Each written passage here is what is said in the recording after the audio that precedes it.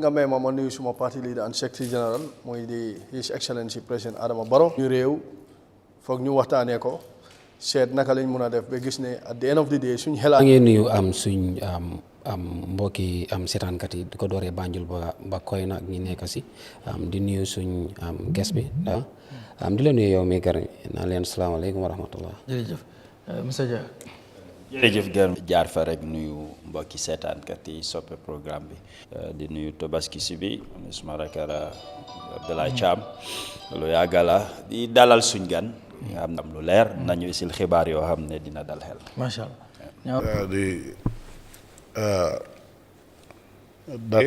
di jaay di nuyu caméraman yi technicien yi ñu nekk si gannaaw programme bi waaye wax leen ñoom yëpp happy Christmas in advance suñ gan bi jërë ngeen jëf. jaajëf mi ngoog mbokk yi ni ki ñu leen ko waxee rek tey performance yi nguur bi ci lu jëm ci lu jëm ci wàllu transparency ci lu jëm ci wàllu accountability tey nan nga koy analyser yow mi nga xam ne yaa ngi ci biir nguur gi yu bari yaa ngi koy gis doon tege askan wi tamit am na ñoom see tey bu ñu doon xool su ma bëggee ñëw rek nga évaluer performance yi government. ñun dañ am lu ñuy representative democracy Gambia dañ am lu ñuy direct democracy luy loolu li nga xam réew mi ñëpp a daan dajee si pénc mi ñëpp di saatan doon naka la ñuy bee réew mi ñëpp di saat budget bi ñëpp di saat ñu ngi koy plébiscite démocratie tey benn dëkk rek indi modern world moo ko di def mooy Switzerland yóbbee policy yooyu noonu ñun nag question sam dafa am solo mooy kan ñan la ñoo taana suñ leen tànn naka lañ doxalee réew ñoo taana ñi nga xam ne am nañ kóolute si ñoom si seen jikko seeni xam-xam ak seeni pexe fu ñoo doxalee réew mi ngeen doxalal ñu suñu réew jël alal soo feebaree jër nga dem liggéey nga ñib si waat doon dunda bu sell la def nag Jammeh nekk nañ fa 22 years ñëpp fekkee nañ moom def na béy na ñëpp d'accord te ñëpp xam nañ même opposition bi sax d'accord nañ xam nañ ne deliver na a lot commencé ko foofu bu président Barrow ñëwee power ba léegi was erratic electricity at that time yaa ngi fàttale ko 2017 bu woon am na nday yu gënoon OSM ba daf electricity am na dëkk yoo xam ne gar mi buñ sedda is na fa employment parce que tey wel na maan yaa ngi faa liggéey ñi leen ngi jaay bu sedda ñi leen def lu bari foofu noonu mu ngi boost économie foofu noonu balaa end of 2026 dinañ am 100% access mooy nekk di first dëkk in West Africa bu am 100% access correct me if I'm wrong on that one. nga ñëw si ndox ñu launch benn project wasi project SIFO. The project is supposed to bring clean drinking water to 1.2 million Gambians in urban Gambia. ak ñëw si yoon diggante Jawara ak Jammeh luñ sampa si yoon 55 years. President Barrow in 7 years sampa ngom na over 1,300 kilometers of route mita sampa na ko mooy yoon bu nga xam ne moo nekk ak ki nga wax yi sampa na yoon boobu noonu Batel Harding highway urban 50 kilometers urban road si recently ñu ngi teg xeer nga gunjul gis nañ ko ak ñëw si school bu President Barrow ñëwee ba léegi build na over 400 schools build na over 6,000 classrooms on average so to education ko président dafa gëm ne every Gambian must live a dignified life no matter foo dëkk ndaa ngi boli bannanda bijilo da nga war a live a dignified life da nga war a dunda bu sella fii nii xale bu juddu boli banna opportunity bu mu war a am loolu xale bu juddu bijilo Bakka wala Banjul looy am si facilities ci nekk base time within 4 years benn government mos koo def bu Barrow ñëwee into power 2016 there are only 60 ambulances operating ma delluwaat si yoon Kabada mos ñoo am yoon ñun tam su ñu nee Kabada centers fully yëpp ñu ngi ko sampa EFST di train suñu own consultants and specialists xoolal Farato ñu ngi fa biir 1,500 unit at EFST at the first time ñu ngi def some opération mosuñu ko def Gambia fii nii si healthcare sector bi ak ñëw social services au spending projects yi but ak ñëw si higher education tamit dañ ko giving almost 3,800 students thereabout ñu ngi integrate madrasa into the education system ñu ngi biir vocation noonu et puis ñu ngi build specialized ones in Tujereng pour only agriculture pour only fish farming si dugal later gis naa loolu nañ si dugga xuus pour youth si boo ne wat dama laa wane rek ne agriculture si boppam sa lu ñu si invest son suñ def in electricity moo tax tey sooy fay nawek soo jënd cash power par kilowatt yaa ngi fay less bi ko government mu ngi laa fay li si des soo demee si tàng bi essentiel bi nga fay tey par litre government mu ngi laa si tegal moo tax ngay bari lañ def ñu ñëw si accountability transparency government lu ñu def si accountability mooy tey confidence. They don't understand investors have so much confidence in the Gambia, in our legal system, but also in our public finances. Soon FDI, foreign direct investment, that shoot up from 18 million to over $200 million within this short period. It was a very successful period for President Barrow. And I'm not going to ending a program as to what next 2026. léegi balaa may ñëwaat ci yow ci yeneen kii ma ñëw si panélistes yi ñoom ñu joxe seen réaction ma starté ko si Mr Thiam gis nga docteur lu mu wax jëmee ko ci président bi waaye boo xoolee rawatina 2025 performance yi government bi boo ko dégloo moom président bi def na lu bare te yow noo koy jàngatee. jërëjëf Garmi xanaa di gërëm honorable minister of information Dr Ismaila Ceesay si liggéey bu rafet bi nga xam ne mu ngi koo def si réew mi di nit ñi di leen xamal lan la government bi di def te loolu foog naa ne for the first time in our history si luñ mun a fàttaleku lu mel noonu di xew nga xam ne ministre dafa dem si radio bi toog di waxtaanaa askan bi waaye di ubbi line si nit ñi di laajte seen ay questions muy respond to their questions su nekkee ne amul answer bi at the moment mu dem def investigation mu ñëwaat answer questions yooyu noonu loolu foog naa ne loolu rek wane na ne government bi we are 100% transparent te loolu foog naa ne Gambia yëpp mun nañ koo sende te soo waxee tey si government yi président Adama Barrow 2025 comme honorable minister nu nga ko waxee a lot of things have been happening in this country loo xam ne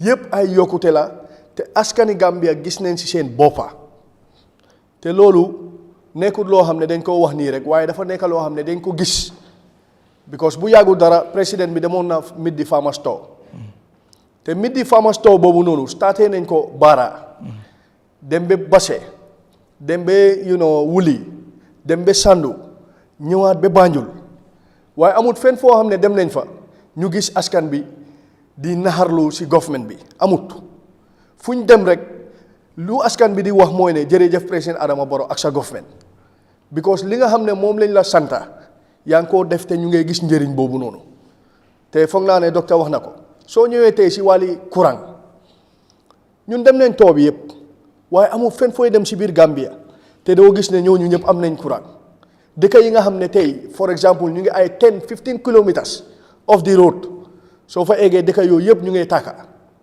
te man saaf naa in the provinces am na jamono boo xam ne soo dëkkee si kaw gi soo buggee glace da nga koo jëndee $100 surtout maanaam jamono weeri koor man taay boobu xam nga lan lañ daan def dañ daan def ndox si butéel ñu jël morceau ñu wërale ko si butéel bi su guddee si suba jotee ñu takka ndox bi si kaw mango bi bàyyi ko foofu ngelaw bi di ko ëppa ba guddi ñu mun a wàccee ndox boobu noonu moom la ñu dogee suñu weeri koor bi because glace bi comme moo fii lañ koo jëlee bala mu egga sa xaaf bi seey na te terewul dañ la koo jaayee $100 waaye tey nga dem si dëkk yooyu yëpp am nañ courant soo buggee AC yaa ngi am AC soo buggee fan yaa ngi am fan tey dëkk yooyu noonu employment rate bi mu ngi gën a yokk bor bu set because tey su nekkee ne dëkk am na courant tey weldaman bi mun naa ubbi sobam borom machine wal bi mun naa ubbi machine walam ak leneen hit na si nga ñëw si wàlli ndox yooyu yëpp nguur gi luñ si def amul benn nguur boo xam ne nguur yu passé def nañ ko dëgg la waxuñ ne nguur yooyu defuñ dara because nguur yooyu noonu seen doole fu mu emoon at the time def nañ ko te loolu Gambien si yëpp apprécié nañ ko muy former président Jammeh ak former président Jawara li nga xam ne loolu la leen yàlla mun loo woon buñ fi nekkee as head of states def nañ loolu waaye président Adama Barrow ak nguuram bu mu ñëwee dafa dabul loolu wala if not mu triple ko si yëpp ay développement yoo xam ne mu ngi am si biir réew mi tey Garmi ñu ngi am youths yoo xam ne TVET centers yu docteur wax tey soo demee foofu noonu youths yu faa yuñ faa jàngal ay métier lañ leen a jàngal te métier yooyu noonu ñu leen a jàngal dañ leen a fay stipend wala salary every month just imagine nguur gi di la jàngal métier at the same time every month ñu teg loo xam ne sa loxo pour nga mun a concentrer si sa jànga boobu noonu ban nguur moomu sa def fii loolu tey soo xoolee ñaata university students la government bi di fayal tey xoolal University of the Gambia buildings yi nga xam ne nguur gi sampa nañ ko fa tey soo ñëwee si wàllu corruption docteur wax na ko am nañ anti corruption commission waaye tey soo waxee opposition bi ñu ne la ne government bi corruption man leen rek laa dee wax si suma xel mooy ne tey soo xoolee président Adama Barrow ak government bii nii nga xool jëlee ko Banjul bu njëkk amul kenn koo xam ne mun nga faa fanaan si mbedda because soo fa amee 30 minutes yooyu ñu ngi la bugg a rey tey soo demee Banjul fu la neex ngay lal si guddi nga tëdda amul fenn fooy jaar biir Banjul foo xam ne concret guñ ko te nguur gi ñoo ko def nga ñëw si KMC tey yoon yu fa nekk yépp government bi ñoo ko fa def amul benn yoon boo xam ne council moo ko fa def yépp government baa ko fa def nga ñëw West Coast di same thing nga dem LRR nga dem CRR nga dem URR nga ñëw North Bank nga gis tey access roads yi nga xam ne nguur gi def na ko su nekkoon ne corruption bu ñu wax dëgg la ma ne my friend keroog président bi bu ñu demee Kasakunda dafa wax ne benn kilomètre of road mu ngi cost $24 million léegi su nekkee ne tey xaalisi nguur gi ñi nga xam ne ñoo ko jiite dañ ko doon lekka naka lañ mun a sampee yoon yi yëpp loolu is just a simple question boo xam ne su nekkee ne yow dëgg moo la ñor dëgg di nga xam ne ñii suñ doon lekk xaalisi réew mi tali yuñ am si Gambia bi yëpp tey duñ ko mun a am because ay nguur jaar nañ fi waaye defuñ ko waaye nguur bi bu mu ñëwee xaalis bi nga xam ne moom la ñu mobilise pour dëkk bi ñu ngi koo dugalaat ci biir dëkk bi di jox nit ñi courant di jox nit ñi ndox di jox nit ñi yoon te yooyu noonu la nguur war a mun a def because government nekkul ne dafa mun a jël xaalis ne la ne dugalal sa poos government du def loolu ku nekk soo xëyee da nga war a dem liggéey ut looy dundee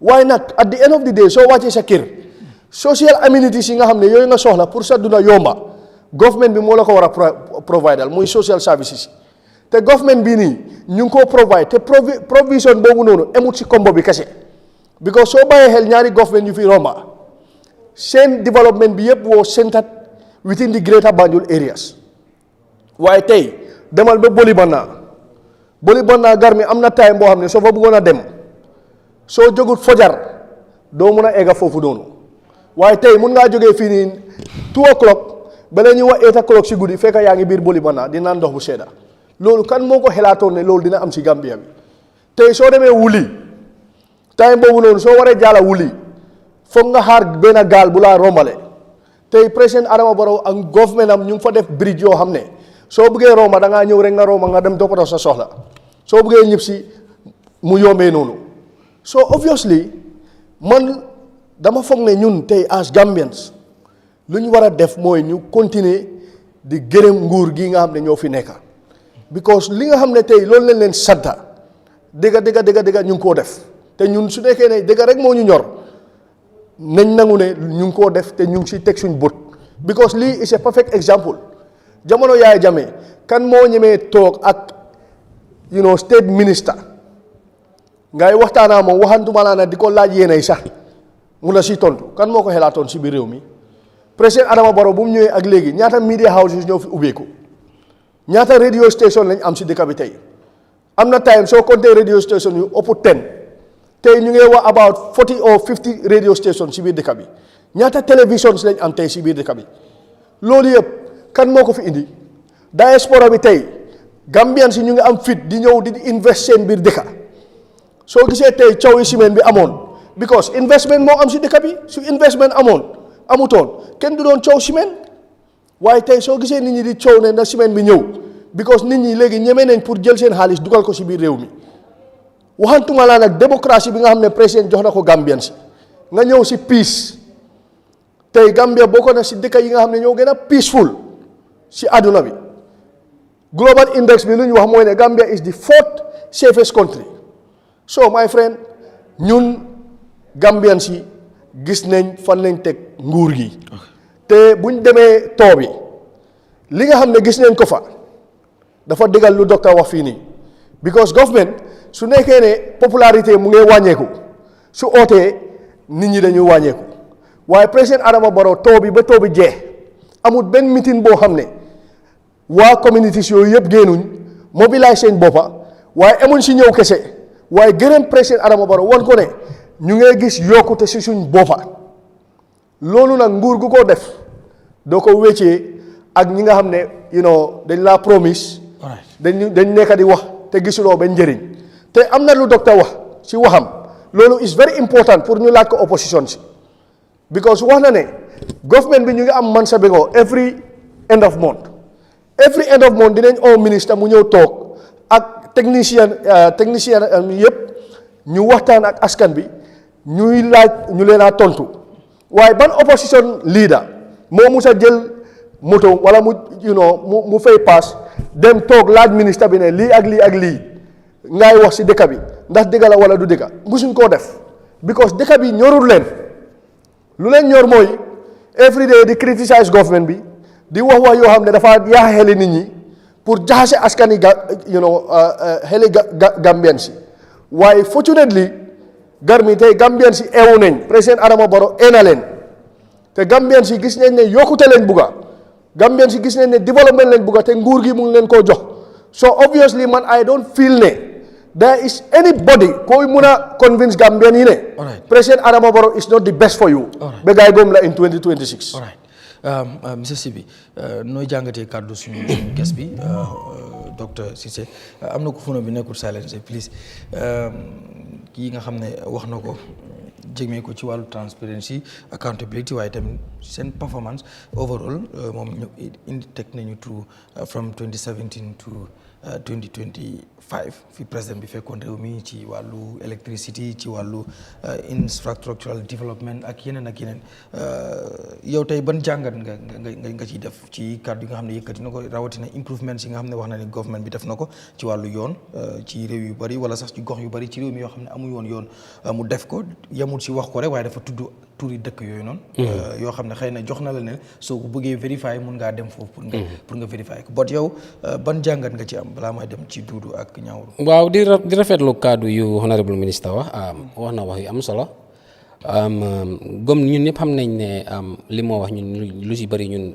gis nañ ko am na yuñ si gis nag bot am na yoo xamante ne tam nit na pour tamit ñu seet li nekk di realities on the ground ak li nga xamante ne ni mooy li nga xamante ne government bi def na ko ñun nangu d'accord naa man ne government bi sampa na enough routes sampa neen over 1000 kilometer routes yi gars yi nekk di wax gis nañ seen inauguration si ak yooyu noonu yëpp that's true loolu dëgg la bot suñ seetee diggante 2017 ba tey government yi Gambia man mun naa wax ne is a road government because si yoon la gars yi gën a nekk di focus on you get it mun naa wax ne education government bi def na si kentelaay kattanam si ñoom niñ nekk di doxalee bot gis nga garme route si d'accord naa ne sampa nañ 1000 kilomètres yi nekk di wax I agree with that bot soo demee si neen fànn yi muy education honorable minister explain na ne government bi every week dañ dee sampa roughly 10 classes soo ko seetee roughly 6000 classes moom la Gambia government bi sampa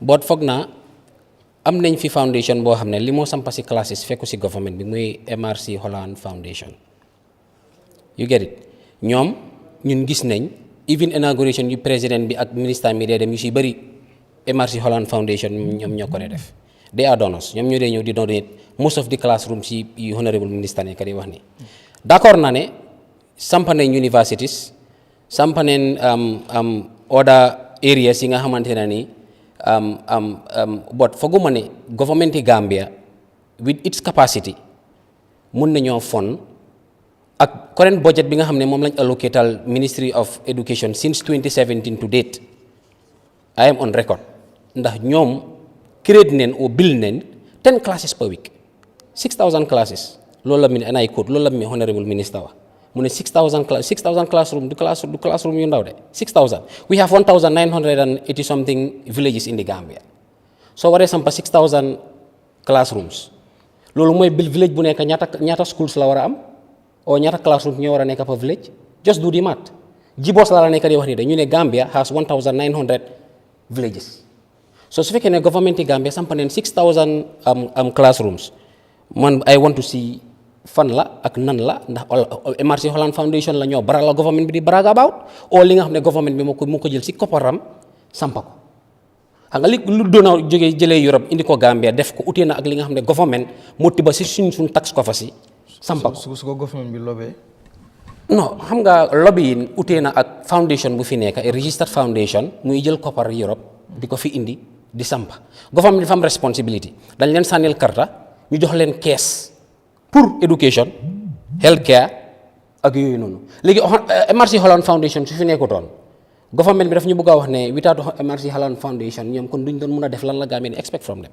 because ñun education is the key nit ki mu ne balaa nga maa jox alal jox ma naa am education su ma jàngee dinaa mën a defal suma bopp isn't it but su fekkee ne nekkuñ di werante about ne loolu am na wala amut li ñu nekk di wax mooy ndax nguur gi si boppam moo ko waaw comme pour mu leer waaw because of classroom suñu gis ak school suñu gis gars yi inaugurate fii I can tell you majority bi yëpp MRC Holland Foundation ñoo ko sampa not the government of the Gambia very few la government yi Gambia bi def which we are proud of but majority bi MRC Holland Foundation ñoo gën a sampa classroom si am na si schools yoo xam ne sax suuf bi ñoom ñoo ko jënda I can tell you you get it so foog naa mënumaa jël yu bëri am na yoo xamante ne rëcc na ma but suñ demee si health care nangu nañ ne renovation mu ngi go on am na lopitaan yi nga xam ne sampa nañ ko si àll bi we agree about that because of responsibility government bi la pour ñoom ñu def loolu ñu make sure ne doomi aadama bu feebar soo demee si lopitaan bi di nga war a mun a am garab bi nga ut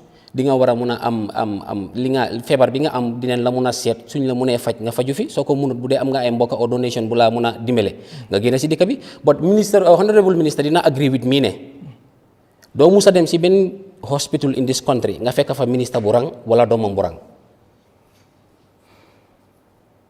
doo dem si benn lopitaan fii ñoom ñu si bëri laa waxal ni they have their own budget boo xam ne government bi moo leen ko fa tegaloon ku si feebar ñu yóbbu la India wala ñu yóbbu la feneen ñun la suñ bokkay nekk di rang si lopitaan yi ñun la suñ jabar yi nekk di bokkaa wasinkat yi benn lal loolu mooy réalité bi nga rénover lopitaan baax na bot ndax matuwaay yi nga xamante ne nii man su ma feebaree wala su ma njaboot feebar wala su ma dëkkandoor feebaree su fa demee li ma uddi na ko am ñun Gambie boobu lañ nekk di si wàllu garab si wàllu ñu seet la ak yooyu noonu honorable ministre dina d'accord ak man ne président bi yaayam feebar na fi wala def su ma mistake gu dem bëggoon naa dem medical check up or what not am ay vouchers yu fi génn ay PV vouchers génn fi ñu gis ne président bi si boppam mu ngi sollicite pour government bi ñun suñu own caisse pour ñu génne fa ñetti millions pour dem fa ji ko Sénégal bu doon ne health care system bi fi nekk facility bi fi nekk na standard bi nga xamante ne ni moom ak cabinet am loolu lan expect man fooguma ne président bi dina yóbbu yaayam sax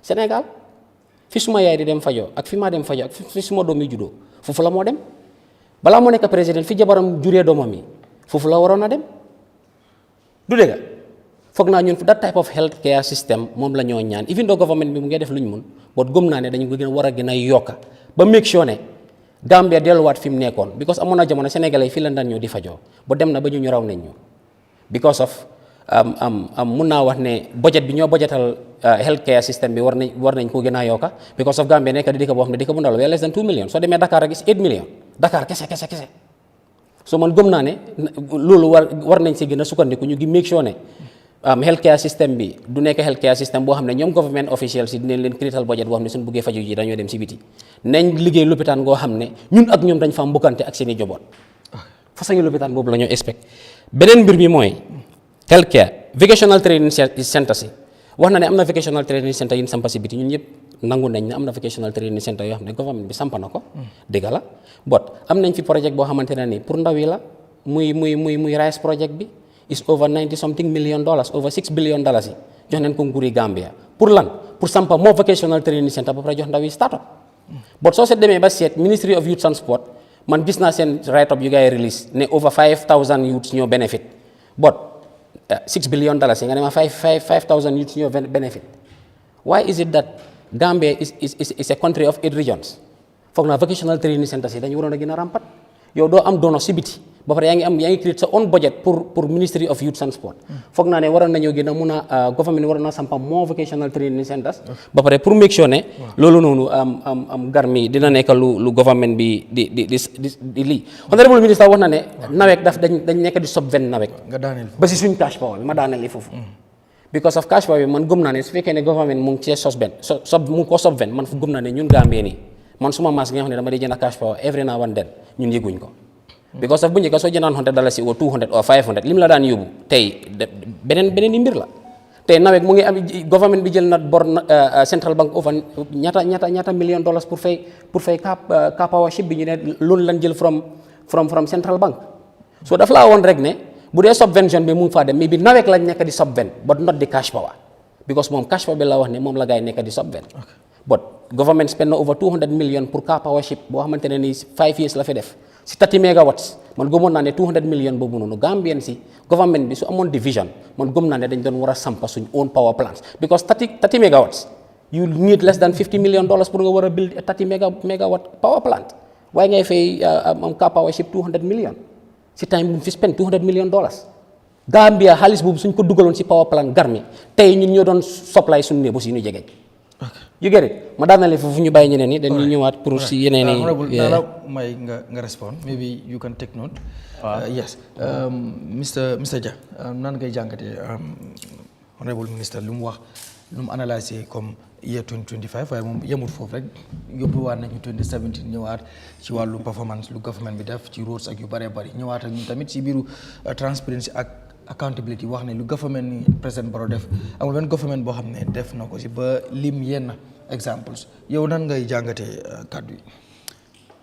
di ko sant di ko gërëm ba si teewaayam yaakaar naa gëm naa ne sax lim teg lu wér la kenn du ko mën a teggi loo xam ne moo fi am loolu ñun ñëpp ñu ngi ci réew mi ci wàllu yoon man yàgg naa ko wax ne yoon moom foog ma ne war nañ cee werante nañ ko jox président Barrow ndax man démba la ci mujjee man fii laa dëkkee ma génnoon rek dox si ko tali bi ma gis Johnson yi Tabokoto bi ñëw gaa teg nañ fa godorong gis ñun am nañ yoon bi naka la mel wàcca dem yoon yi taxi 5 abu ko noonu dugga si biir ñu ngi ko géey yi place yoo xam ne ay at yu bari nawet bi xam nañ nuñ dee mel wax naa ne ñu bari si grassroots bi soo leen defaralee yoon jox leen courant jox leen ndox mooy seen key issues yoo xam ne suñ ko amee rek ñeneen ñi pare nañ loo leen laaj ñu jox la ko so loolu moom foog ma ne nit dina ko werante yoon njëriñ bu mu am ku nekk xam ne ko luy jokkalante la dëkk yu ma tukki yëpp dem fa yoo xam ne su ñoo wax yi fi développement bari yoon lañ laa njëkk a woon génnee la yóbbu around te dama gëm ne su yoon yi baaxutoon doo doon àgg foofu so lu nekk développement la stage by stage la mu ngi ñëw ci wàllu wér-gu-yaram dëgg la Gambia fu mu toll mun na lut yëpp boppam man nin ay at yu néew tukki woon naa dem India am ku ma escort ku feebaroon waaye soo demee India si boppam ñu bari ci àddina bi dañoo dem fa jooju India nekkut Gambian bi oo African bi rek ay American ay Ethiopian even yeneen advanced countries so des na ci nit ki luy sa feebar des na yan jafe-jafe nga am ak ñoo xam ne si lañ spécialise mën nañ la ne kii dafa opéré waaye kele moo ko daxa opéré moo tax nga bàyyi fi kii nga dem si kele même fii ñu ngi koo gis soo ñëwee ci wàllu yenn clinique yi soo amee problème si bëñ ak kii dentiste la kele tam dentiste la waaye dafa am fi nga mun a préféré am na ñuy bàyyi Gambia fii dem yeneen dëkk pour yi fi dental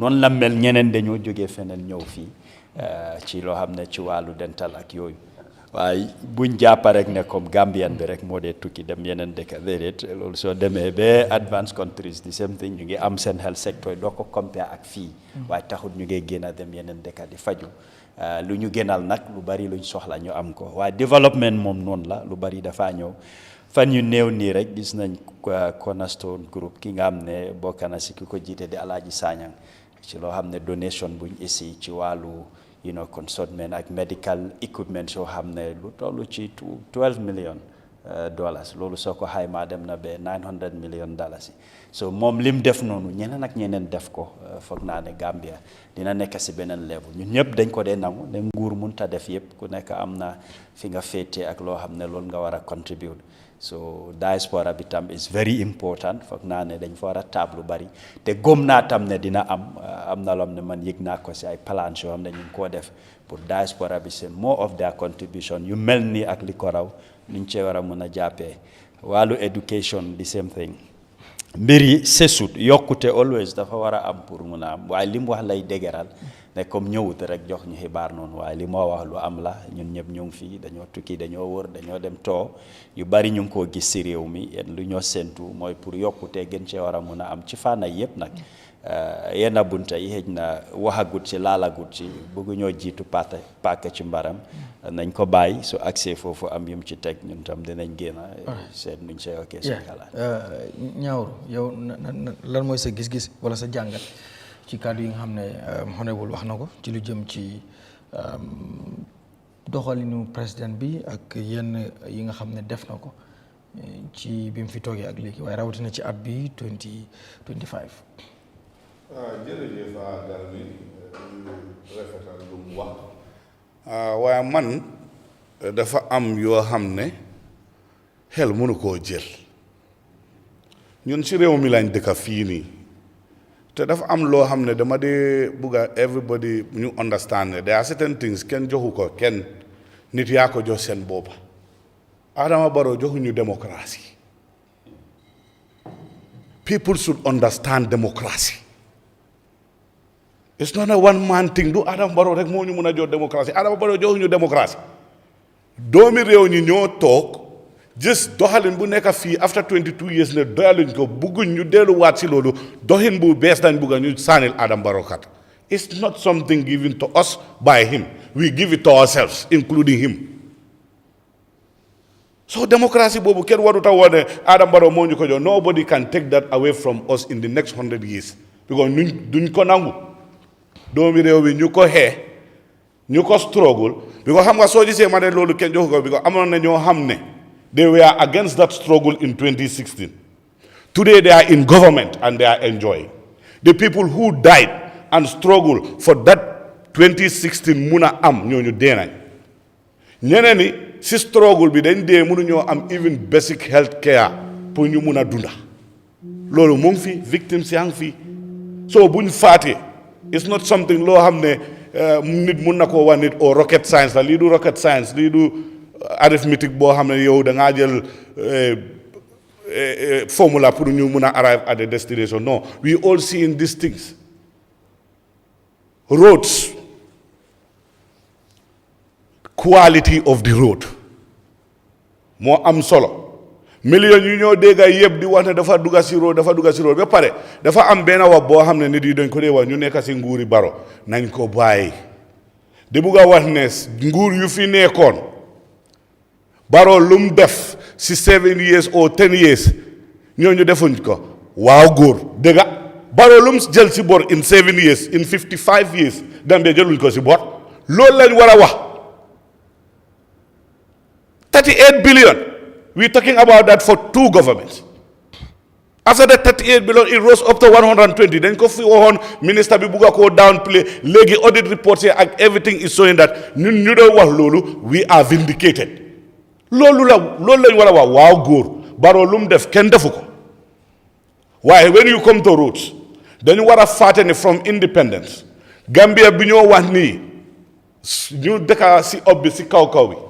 xam nañ ne fii nguur yu fi nekkoon dañ try trop especially Sir Dawda Kairaba Jawara PPP if you cannot thank them and the pioneers of our independence bu leen bilitul nga caricature lu ñoo def ñooñu dañ xar hills pour am yoon xam nga yow yoon yi nga wax ni yëpp yoon yi maintenance la nga yow wax waaye yoon bu jógee Banjul dem ba Basse kan moo ko njëkkaa xar ko si xeer yi soo demee ñoom Kudang Helakunda ak jaaxali nga gis nuñ kaawee loolu ba génn fa yoon ñan ñoo ko fa def nguur yooyu noonu ba pare fii nguur bi nii ak even the governance system in this country for the past 50 years is brought in by Sir Dawda Kairaba Jawara. Tell me what government agency boo xam ne dafa productive si livelihood di Gambia loo xam ne du Sir Dawda moo ko isil si réew mi wax ma let them tell me nga ne kooku defut dara yow yaa def dara lan nga def. The university they're talking about and building more schools, they are building more faculties. But the school and the university is brought in by Yahya Jammeh, hate him or like him. So you okay faculties and buildings in the is a university education in this country. You gotta take that credit. In those days, the sub-region will come to Gambia for primary health care, the best in the sub-region. the model in the Gambia, Senegal, they learn from us, Guinea-Bissau and all other countries. It's a fact. Ñooñu dañ emphasize it. So ñooñu seen area buñ fa duga. We have to thank them for creating this government that we're talking about, government structures that we all ruling today and talking about. Sada hode jawar. GRA cannot fi isi, Gamtel can moko fi isi, GPTC cannot fi isi. Even all this government, even the central bank they're talking about the building is enacted. So ñooñu, they are fathers of our development. Buñ tutilo luñ def. Danguri Barrow jóg mu wax ñu ban working agency lañ créétal seen boppa boo xam ne nekkutoon fii before 2016. Projects coming, that's fine. They might differ from other projects because projects yi dañ dee am life cycle boo xam ne dañoo phase out. Why the institutions, the people who build those institutions, maintain them. Ba yow nga ñëw ngay liggéey foofu nga ne ñooñu defuñ dara yow yaa rey gaynde bi waaw góor dëgg la nañ fay wax loolu are facts also loo xam ne kenn mënu koo teegi. Two governments 38 billion. You nga jël bor boo xam ne if you calculate it minimum every Gambian bu juddoo xale bu juddoo ëllëg sa 56,000 da nga koo fay du jee waxuñ loolu ma ne la quality. I'll come to ambulances. It's pathetic and sad. We have over 100 ambulances ba léegi doyut naka la doyut because ambulance yooyu ngay dem lopitaan I'm a victim and I'm a witness. Nobody can take it la kenn mënu ko teg nga dem si lopitaan ñu ne la essence amul si ambulance essence amul si ambulance bi ambulance driver bi ñëw mu ne la man dama soona dama demoon rifaala ñëwaat dama soona dama tëdda fekk mu ngi am koo xam ne he is between life and death mu ngi tëdda dañ ko war a neexal pour mu dugaat si ambulance bi dem Farafeñe. The victim is my brother tuuti mu dee ngeen ñoo wax ne fii ambulance amee 50 or 10,000 ambulance amul isam ban njëriñ la am amul benn njëriñ health service bi ñoo wax ni fii the doctors we see the midwives we see they are underpaid and they are not motivated. They are complaining about it seen face a def dee tardé yow li nga wax nii yëpp ak lu ñoo wax millions yu fi dugal xanaa loolu fan la dem foofu lay ñëw si corruption. Here corruption is deep rooted. It's not even secret because you're so many fee amul corruption. I think you are insulting the auditors and the integrity of the people you even assigned to do their job as act of parliament. National Audit Office. You every day you get millions and billions missing that cannot be retired for from all government agencies, including ministries. Lan la ñoo bëgg wax. Who can validate that here nga ne corruption amul? Gambia is more corrupt today than ever before. You know what I'm not when you come from Banjul, even look at the main entrance of the capital. When you pass Denton Bridge, the government of the Gambia, if we are serious to start thinking twice about that, because you get the for drainage, low hamne, sandbank fagena, bridge is ailing and aging. They haral because how am I going to step by step because I'm not saying time. Let me tell you something. That area you are the timekeeper because also keeping my time. The mala just sample. Yo, capital B, entrance B. Borisaro bobu no. Is that fit for a capital's entry? Nane Gambia Road, National Road Authorities we have a levy on fuel that goes to their coffers. They should be able to take care of that. Lolu du yon du quality. So ñëwé ci l'hôpital garab amut. It's just last week ma joggé l'hôpital. On the floor of the only teaching hospital in this country, people are lying down on the floor. When government ministers and some of the permanent secretaries are driving vehicles worth more than $7 million, you telling me those people are serious about the Gambian people? Hamba so they were hearing numbers on television. And it's not filtering down to the livelihood or to the lives of the Gambian people. They're frustrated on it. Classrooms, quality of education. In those days, you watch a Form 5. Actually, you didn't watch them watch a university. If you look at the quality of their delivery, even in government positions, you watch the jungle. So there are many of the departments, you have the fire, you government department. Security in this country. You tell me Kurang Rafa Am, you spend 800 million in subsidies in excess for electricity.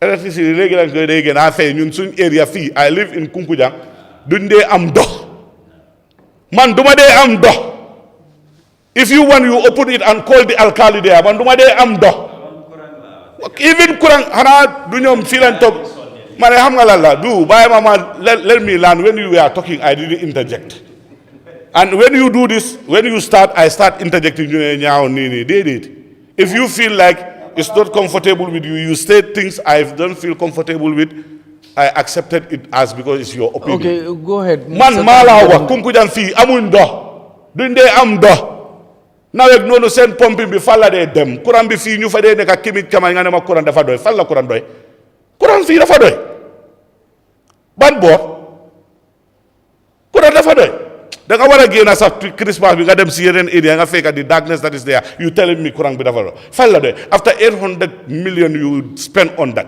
yes still you asking for more te li ma dee jaaxa this government of the year ñu ne corruption amul fii leen téye government minister red handed yaa ngi bugg a def incorporate something in to the National Assembly loo xam ne you have paid for it before you come and you want to explain that why initially wala ngaa dugal loolu waxuloo ne lii central bank ñoo ko pre-finance on luñ ko fa dugal nii dañoo war a fayaat central bank but you created that after whistleblower and people going to the Turkish embassy we found that that is non-existent those type of things you are misleading us misinforming the people the gap between the poor and the rich is getting wider nan ko wax fii police officer bi bu nekk recruit ñaar lañ ko dee fee all of these government ministers their fuel coupon is more than these people's their salary. All right. Nobody can deny that. All right, now. The sergeant in the Gambia National Army, how much does he go home at the end of the day? All right. You telling me that is development? All right. Development of the allied capital capture. Thank you. Si dëkk bi nii. Thank you. ñun fii lañ dëkk waaye lu ñoo wax nii yëpp laa wax. Lopitaan amul garab. kenn mënu koo wéeti. ok da ngaa dem foofu dialysis sax doo mën a dem 2 weeks 3 weeks ñu ne machine bi dafa am problème. all right. yow yaa ngi maa wax la MRI machine sax duñ ko am fii dañoo dem. even our artists have to go to Sénégal for MRI nga ne ma health facility this and that. all right Fat ban réew. ban lopitaan.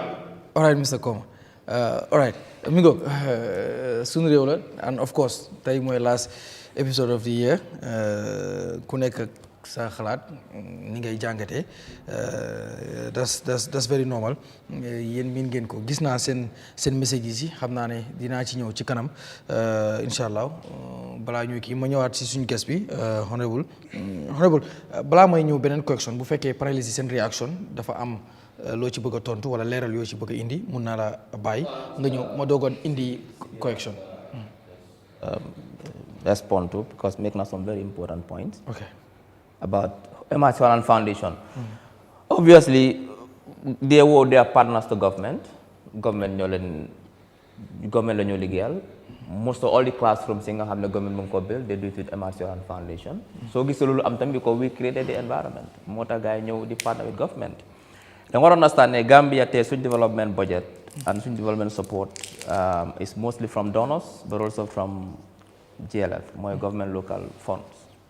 When it comes to education, interventions if I not only education, even agriculture, healthcare, yep, then they have development component. And we thank MRC Warren Foundation, continually legal government to build these classrooms. But government also will take the credit because you create environment, just like KM, Bunbile Library in Kanifing. It's not like Halisi, Lempok, KM. It's donor funded, but KM takes the credit. That's how governments work. Then not only use the resources available to you internally, but you also go out network, search for partners for development. The important point is not kan moko sampa, it's about the impact in changing, transforming lives, ensuring that people have access to education. In Bundeme Bolibanda on some other areas. Teachers see before you build those classrooms, students don't know school because there are not enough classrooms. When you build those classrooms, they saw how access improved. No, like they started locally sample in one day. It takes time. Even Rome wasn't built in a day. Luckily for me, Manama followed the development trajectory of many countries across the world, from Sweden to Denmark. We all know how they all moved up the ladder. They are not all built in one day. Even most of the countries after the Second World War, they were all destroyed, but they built up again. Look important, we are on a path. Gambia is not going back.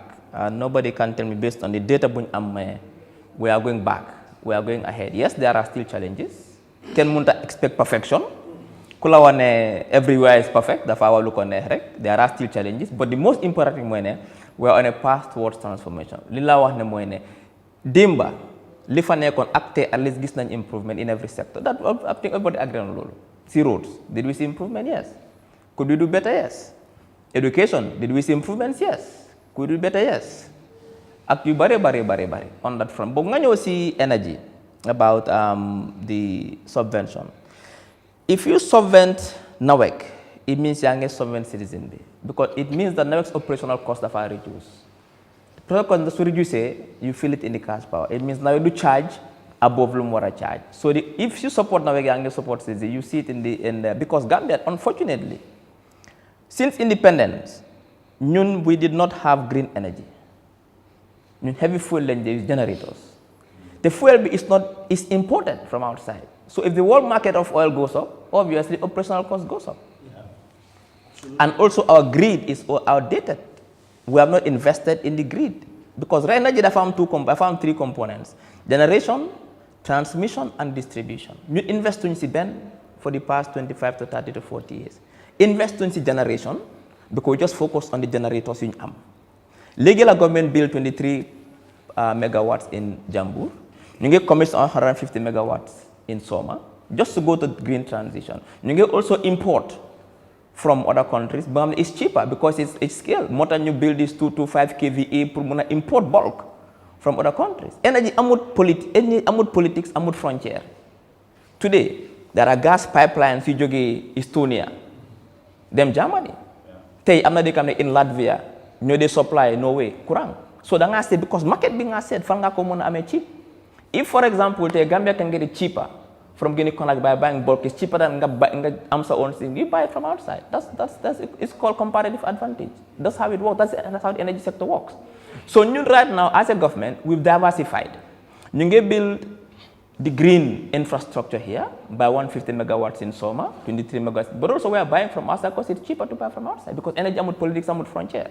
So we are doing that. But also what government has done is to make sure that we increase salaries on 3 occasions. We know that, and for the first time. When other countries are retrenching, what the global outlook is different, we increase salaries.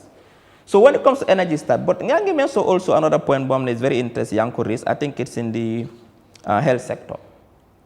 When I mentioned Bobo no minister goes to the hospital. Man, I wish I had no ban fund integral minister put that outside because man, personally, I don't like to buy my personal life. 40 million, I believe. No, but that is for all Gambians can benefit. I've seen Gambians who've been helped. I believe it was just for the ministers and so on and so forth, if I'm not mistaken. Man, I did not see anything in the budget which says, I have not seen it. I'm saying, man, I'm not saying it doesn't exist. But this is earmarked for ministers' healthcare abroad. Man, si budget.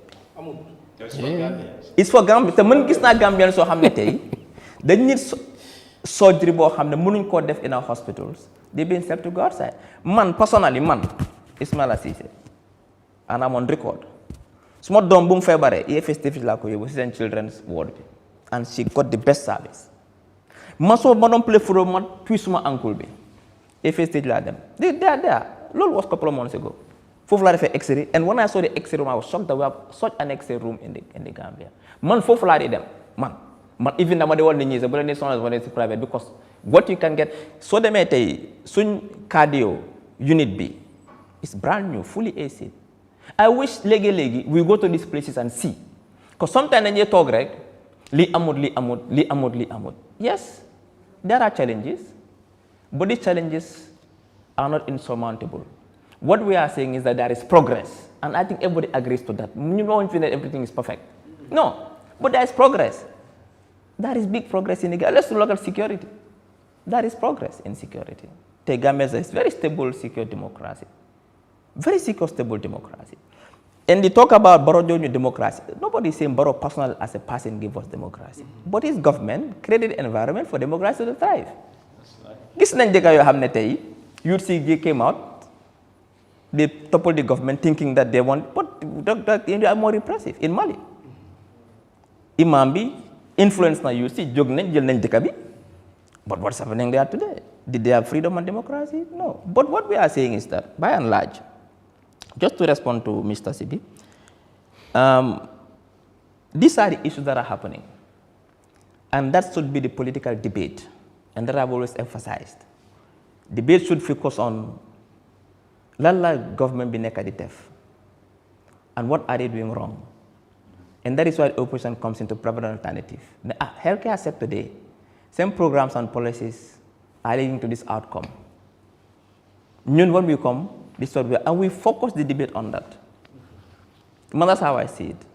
Because obviously we cannot all agree. But like I said, there is progress, and progress is a fact.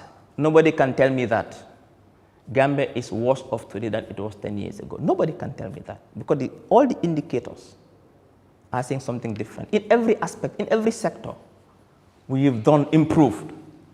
Now, is it perfect? No. But we have improved. And there is still room for improvement. Nations are not built in one day. Remember, this government inherited a lot of these problems. Okay. We inherit all of these problems. And we have a task, two tasks that this government has. The first task is to provide Gambians their basic services today because they don't want to wait. I'm not excusing one Arabic no. Gambians want water today. They want electricity today. They want healthcare today. They want education today. You have to provide. But also you have to build the country for the future because every generation you have to build for the next generation. Every generation you have to build for the next generation.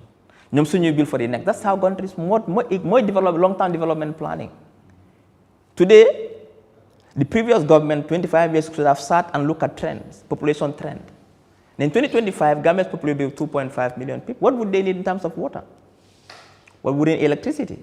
How many young people will need jobs? How many children will need nursery school? How many how many cars will be running in the Gambia? How many roads do we need? But that wasn't done, unfortunately. Now we have to do all those things. We have to invest in energy sector, invest in this, invest in that, yes. And that is what is happening now. This government is focusing on that. We are providing services for the people as best as we can, but also we are also trying to build the country for the future. But also, we have created a stable, secure democracy. And that is a fact. Gambia is one of the most stable and secure democracies today in the subcontinent. And that is a fact. Yes, there are challenges. There are public safety challenges. I think with crime. Nobody can tell me Gambia is an insecure country. That is not the data. Yes, there is public safety challenges. There is homicide here. But which country in the world doesn't have homicide? Which country in the world? Well, our homicide rates are very low. But homicide doesn't reflect on the general security of a country. There are many factors because security is multidimensional. You don't look at rain and secure, insecure. No. You don't understand what I'm talking about. Security is multidimensional. You look at the human aspect of security, you look at political security, you look at human security, you look at a lot of things.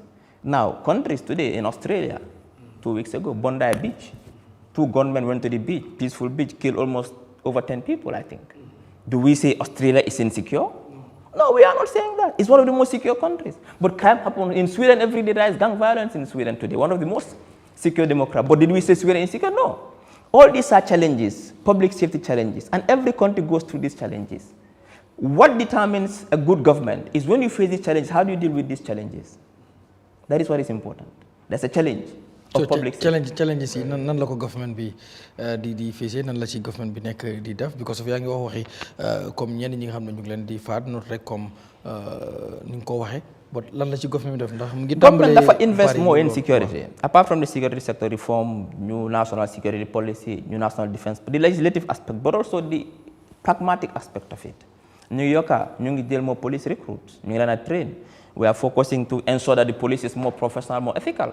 And that's democratic control. We're investing in equipment for the police as well, and training as well for the new change and curriculum. Like I said, all these things have been going for many, many years changed. So we are trying to change those things and we are trying to change the mindset. And remember, look at the police to citizen ratio in the Gambia. Every police, not a citizen, Lawara guard. If you look at the numbers, police to citizen ratio. Every police, not a citizen, Lawara guard.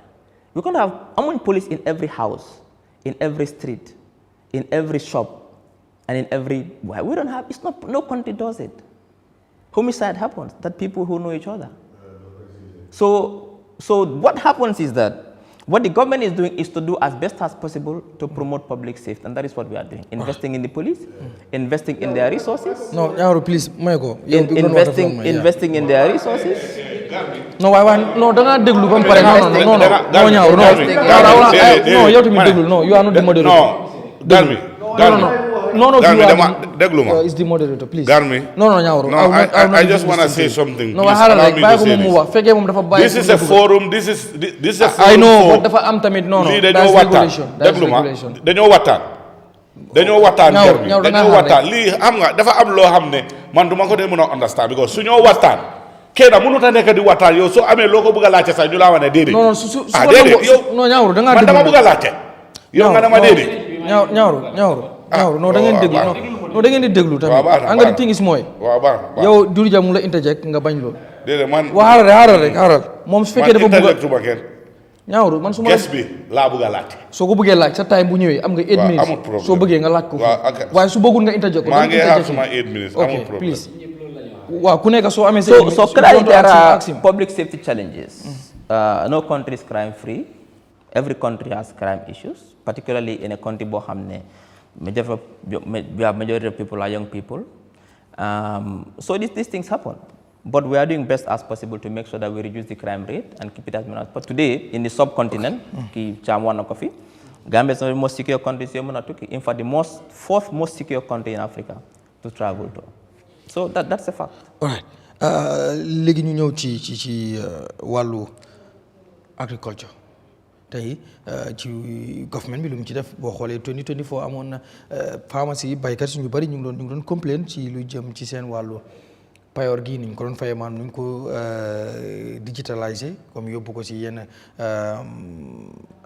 yónneekaay xaalis yi pour ñu mën di fay foofu noonu amoon na challenges yu bari prices bi 2025 tamit the same thing government bi put na some measures pour gis ne loolu noonu du amaat ba tey pharmacie ñoom su ñëw si wàllu pricing bi ñu bari criticize nañ ne dañ maintain price yi daaw yi ba léegi comme ñu jàpp ne pharmacie disaaf nañ tamit ñu yokkal leen seen ñu jëndee seen gerte ndax mbay dafa métti ak yeneen yu ci xaj yëpp ci wàllu agriculture tey boo doon compare li government bi def daaw ak ren doo am na ñu xam ne ñoom ni ñu ko gisee mooy government bi defut benn improvement soo ko compare ndax dafa téye maintain li nga xam ne mooy price bi nañ ko doon fayeekoo nañ lañ ko continuer ba tey so yow lan nga ci indi lu bees. xam nga foog ñu understand investments ñu def into agriculture. They couldn't invest only in the groundnut, purchasing of groundnut. You can invest in fertilizer, engrais. Take a bag of fertilizer, see world market because fertilizer raw material bukori defar. Russia la joge Ukraine, and because of the war, there is a limited supply. So the price of fertilizer has gone up in the global market. Ñun per 50 kilogram bag, government mu ngi ko jënd over $2,700 per bag. ñu ngi ko resell to the farmers $1,100. It means government is subsidizing over $1,700 per bag of fertilizer pour farmers yi mën ko am cheap because fertilizer is a very important lifin pour agriculture moo tax ñun input pour agriculture moo tax government is subsidized. When it comes to the granules government du toog rek mu set up price mu dem toog xalaat rek set up $38,000 per ton. No, daf dee def consultation with the Gambia farmers associations. After consultations boobu noonu mu check the market in the region the price. But also check out the global price because government su ko jënd daf ko jaayaat government du dee teg gerte mu teg ko fii nii. The global market price per ton of groundnut is $20,000 per ton, 20,000 global market. Government mu ngi ko jëndee from pharmacy $38,000. It means government has to subsidize $18,000 per ton of ground bu mu jëndee si pharmacy. Government is losing, just subsidize the farmers. So foog nga set factors yooyu noonu. So government dafa take time mu consult check factors yi global factor regional factor mu computer price boo xam ne at least mooy li nga xam ne pharmacy duñ soxla waa government tamit because we ñoo subsidize is over $1 billion lu ñoo subsidize agriculture it's me you and your money we are the taxpayers just support pharmacy so doo mën a toog rek nga ne ok dañ ko war a $39 over $40 based on what it has implications. Okay. And so government has done that. Government has also. There are 3 things in Hamne that are important for ñun suñ vision to move from seasonal agriculture to year-round agriculture, but move subsistence agriculture to commercial large-scale agriculture. There are 3 important things. One is agriculture infrastructure. Today we are just about to run 204 kilometers of roads for agriculture. luy link agricultural communities and farmland luy dafa focus only on agriculture. Minister of Agriculture ñoom ñoo nekk di launch that project 204 kilometers across the country from West Coast to North Bank to LRR 204 kilometers of roads yoo xam ne dafa connect people to their farmlands, give them access to markets as well. That is ongoing right now as we speak. ñu jógee si loolu infrastructure ñëw si capacity dañ believe ne farmers need to understand what they are doing in terms of farming.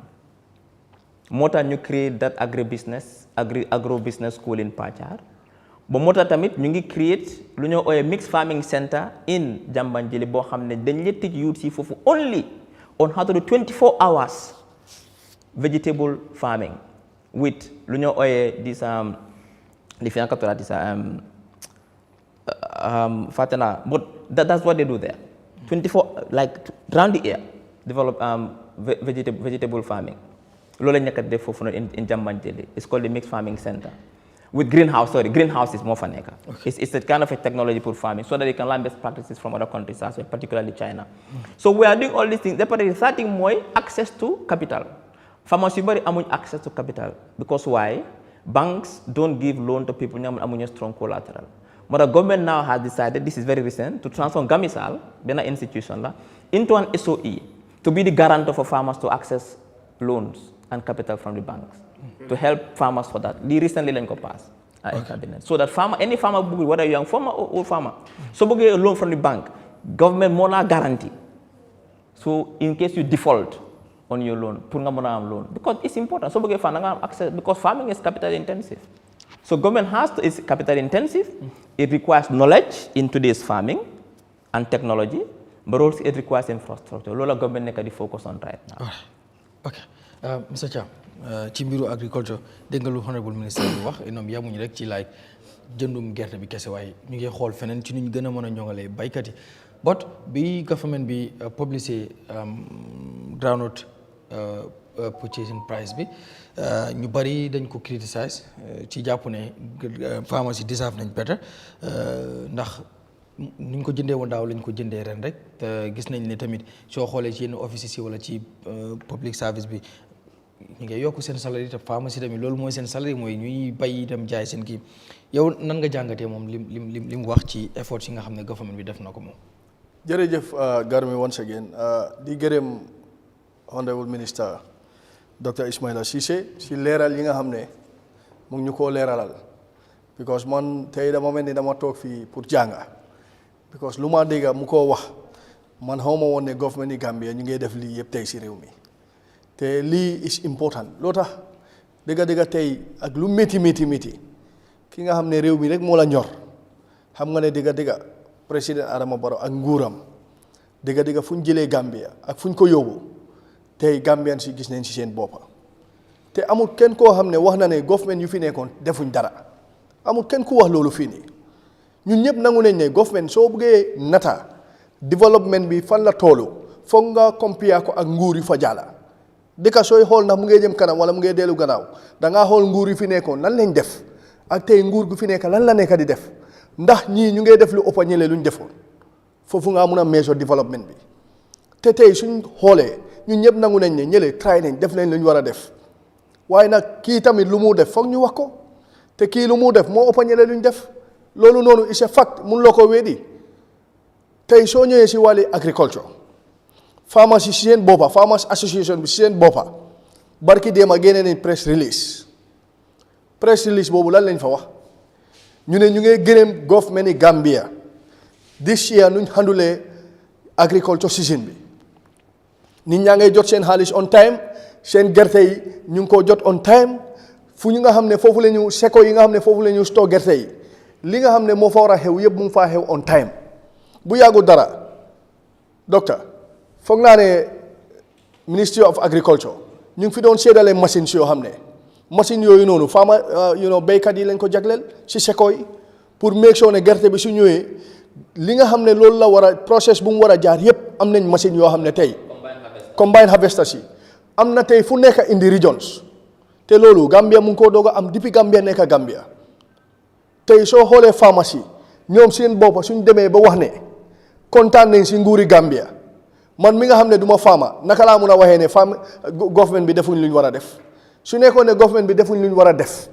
faama si seen boppa duñ génna di gërëm président Adama Barrow si agricultural season bi nu mu demee ak naka lañ make sure ne ku nekk loo war a jot nga ko on time waaye amut si loolu bu yàggul dara government bi joxe nañ fi ay matching grants yoo xam ne ay youth yu bëri bénéfice nañ si ñoo xam ne tey soo amee 1 million government bi yokkal la beneen 1 million pour jàppale la loolu noonu am na fi last year taux bi am na this year taux bi am na gis nañ fi jigéen yoo xam ne nguur gi ñu ngi leen a dimbale te docteur wax na ko fi kon tey kuy wax ne government yi président Adama Barrow liggéeyut yow kon da nga bëggut a gis liggéey buy xew si réew mi te man dama am lu ma gëm mooy nit ki nag doo ko mun a forcer wan ko loo xam ne bëggut koo gis am na koo xam ne tey soo sa buñ commencé sampa tali yi luñ doon wax tali yi du egga bu tali yi eggee ñu ne si kaw tali yu ñu wax si kaw du am bu mu amee léegi ñu ne quality bi te yow quality boobu noonu yow yaa ko wax waaye ñi nga xam ne ñoo dëkk si areas yooyu noonu ñoom xam nañ quality road boobu ba njëriñ la leen amal tey soo demee ba wuli nga ne seen tali bi amul quality yow soo moytuwut ay aide lañ laa riite because ñooñu xam nañ road boobu ban quality la am ci ñoom so obviously ñun mu waxuñ ne nguur gi everything is 100%.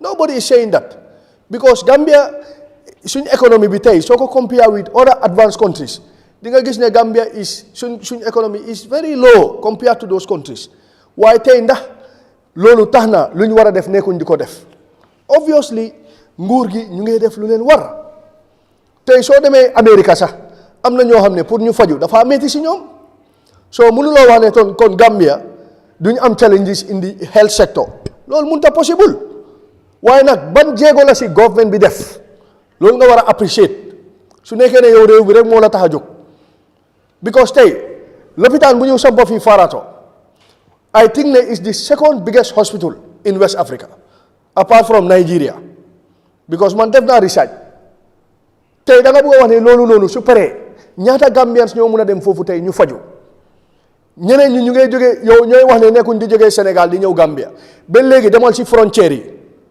nga xool every day the number of people ñuy jógee Sénégal ñëw faju Gambia nga compare ko ak ñuy jógee Gambia dem Sénégal demal nga def sa own research di nga gis ne luy jógee Sénégal di ñëw faju Gambia moo ëpp fuuf luy jógee Gambia di dem faju Sénégal te tey da nga am vaccin of course Garmi because man fu nekk laay dugg si biir réew mi fu nekk laa dee dem man mënumaa toog 2 weeks 3 weeks wala 1 month te waruma si biir àll bi yes waaw su la ko mayee maa ngi def research and some experts some from VUB some from America kanga man I'm into migration research and I still do research ñu ngi publish benn piece online mën naa koo share ak yow we looked at the migratory patterns of women ñu di migrate for health purposes a lot of women in this southern border Senegal Gambia la ñu am healthcare it dafa focus on migration and healthcare ñu am they migrate only for healthcare purposes the data is there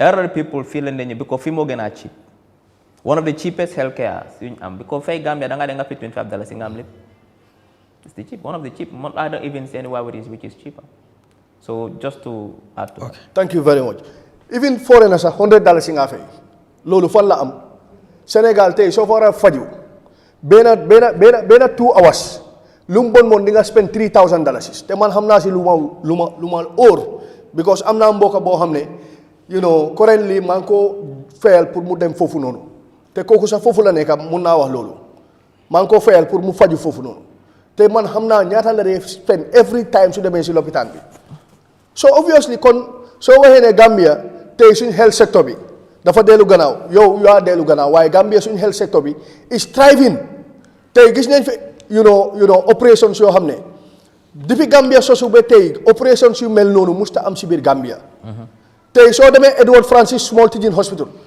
tey nga gis lopitaan bi ni ñu ko defaree soo ñëwee as a patient sa xel mooy njëkk a dal because si digga bi foofu rek si roundabout bi ni ñu ko defaree ndox bi di wàcca fu nekka loolu rek dafa wéral patient nga dugga si ward si foo dugga ñu ngi fa def ay air conditions ñi nga xam ne ngay wax ne ñooy tëdda si suuf fine loolu government ñu ngi ko regret. non waaye ñuy tëdda si suuf they are not patients. They are not patients. They are escorts. la woon rek. These are escorts. These are escorts. léegi-léegi di nga gis ku ñu gunge. ma ne they are not patients. ñu gunge ñi nga xam ne ñooy patients yi. And you cannot cater for them. But ma jola just some statistics rek si healthcare sector just for people to understand. Mun naa such as a time. Oh yes. Depuis bu Barrow ñëwee ba léegi dañ improve diagnostic services. In terms of lab machines, ñu ngi jënd equipment worth $3.1 million across all major facilities. ñu ngi jënd digital X-ray machines 5 new digital X-ray machines la government jënda. ñu ngi def benn AFSTH, benn Kanifing, benn Buyam, benn Bansang ak benn Farafenni. ñu ngi jënd new CT scan machines. 2 advanced CT scan machines of 128 slices procured and currently in country. Léegi te ñu install ko one at AFSTH beneen bi in Bansang. Ba pare suñ ñëwee si loolu noonu. ñu ngi jënd non même one second rek am na lu mu wax loo xam ne ko bëgg a cardiology for example. Endoscopy unit must exist Gambia for the first time mu ngi exist endoscopy unit. Modern well equipped one. Cardiology must exist Gambia léegi mu ngi exist. Urology must exist Gambia léegi mu ngi exist. function. Of all of them are functioning. We have all this data. Suñ toogee di wax ñun we come with the facts and the data. Absolutely.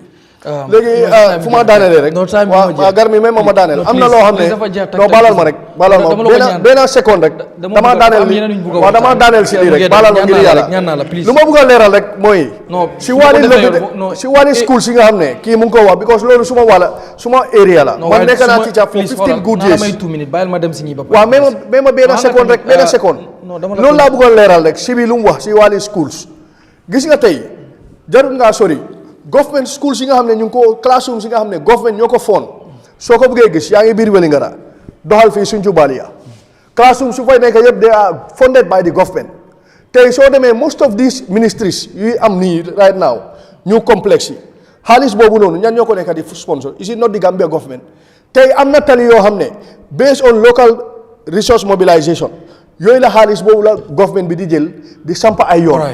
so obviously kon su nekkee ne am na partners yu ñëw di dimbale government da nga leen a daaxa. government bu mature du def loolu. da nga leen a welcome nga bàyyi rek ñu liggéey. monsieur Sibi dégg nga ñëwaat naa guest bi si wàllu agriculture dégg nga li nga xam ne wax na ko ci ma bàyyi la yow ban jàngat nga ciy def.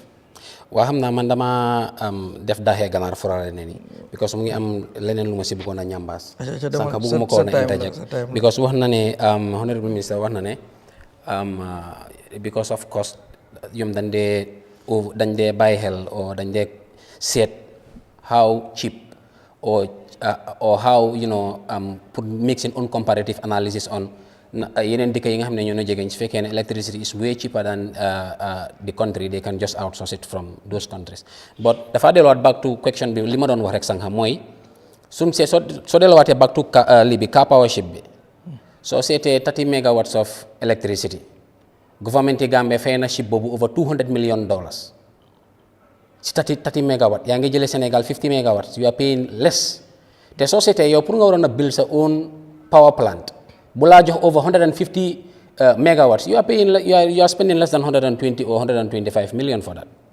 so man gëm naa ne ñun dañ dee make research understand neen government su waree either mu use heavy fuel or mu organize hydro lii nii xam naka lañ ko hydro power plant pour energy whereby do use heavy fuel or what not because we have Gambia am na over I can say 8 or 9 I believe streams yoo xam ne government bi waroon na ko mun a inland water flow boo xam ne government waroon na ko mun a use pour hydro power plant su fekkee ne mënuñoo def loolu sax but su fekkee ne even still heavy fuel la ñoo use man gëmoon na ne loolu mu gënoon a sustainable because of yaa ngi fay gaal boo xam ne 30 megawatts la nekk di jox for over a span of 2018 to 2024 I believe that is about 6 years fay nga ko $200 million te 30 megawatts bi la gaal boobu noonu di jox pour nga am government bi create on pour ñu jëlee analysis bi in a different perspective in a different lens whereby 30 megawatts government bi su ko bëggoon a build you are spending less than $25 million for it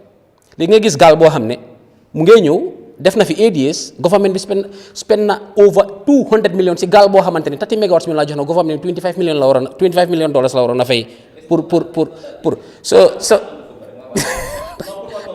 du compter suma time. non do ko compter dama la bëgg a do ko bolé suma time bi no problem am nga with the car power stop gap measure la woon ñu ñëpp xam ne 2017 la moo xewoon election was a big problem ñu issue car as stop gap measure. That is one. Two, even su fekkee ne xaalis mu fa woon sax energy infrastructure yi doo ko dee build overnight. It takes time for nga def feasibility study nga ñëw def lifin bi procurement process bi alone will take 2 years just to procure pour nga tànn kan mooy build infrastructure bi. The World Bank bu ñoo def nii with Soma it has taken over 1 year léegi just for the procurement process. So loolu foog nga understand ne car power stop moo tax bu government realize ne léegi fu mu nekk nii we can source it cheaper from elsewhere. We let car power go. After spending 200 million. Yeah, but what I'm saying is that $200 million. But it solved over 8 years. Remember, over 8 years. It's not 1 year. It's over 8 years. It was a stopgap measure. For example, someone don't need an emergency. You generator for secure. You spend more. Yeah, compared to now, spend more. So obviously, stopgap measure because you dafa do young fi on dafa do. You never demonstrate at Westfield because it was a big problem. It came to fill a gap.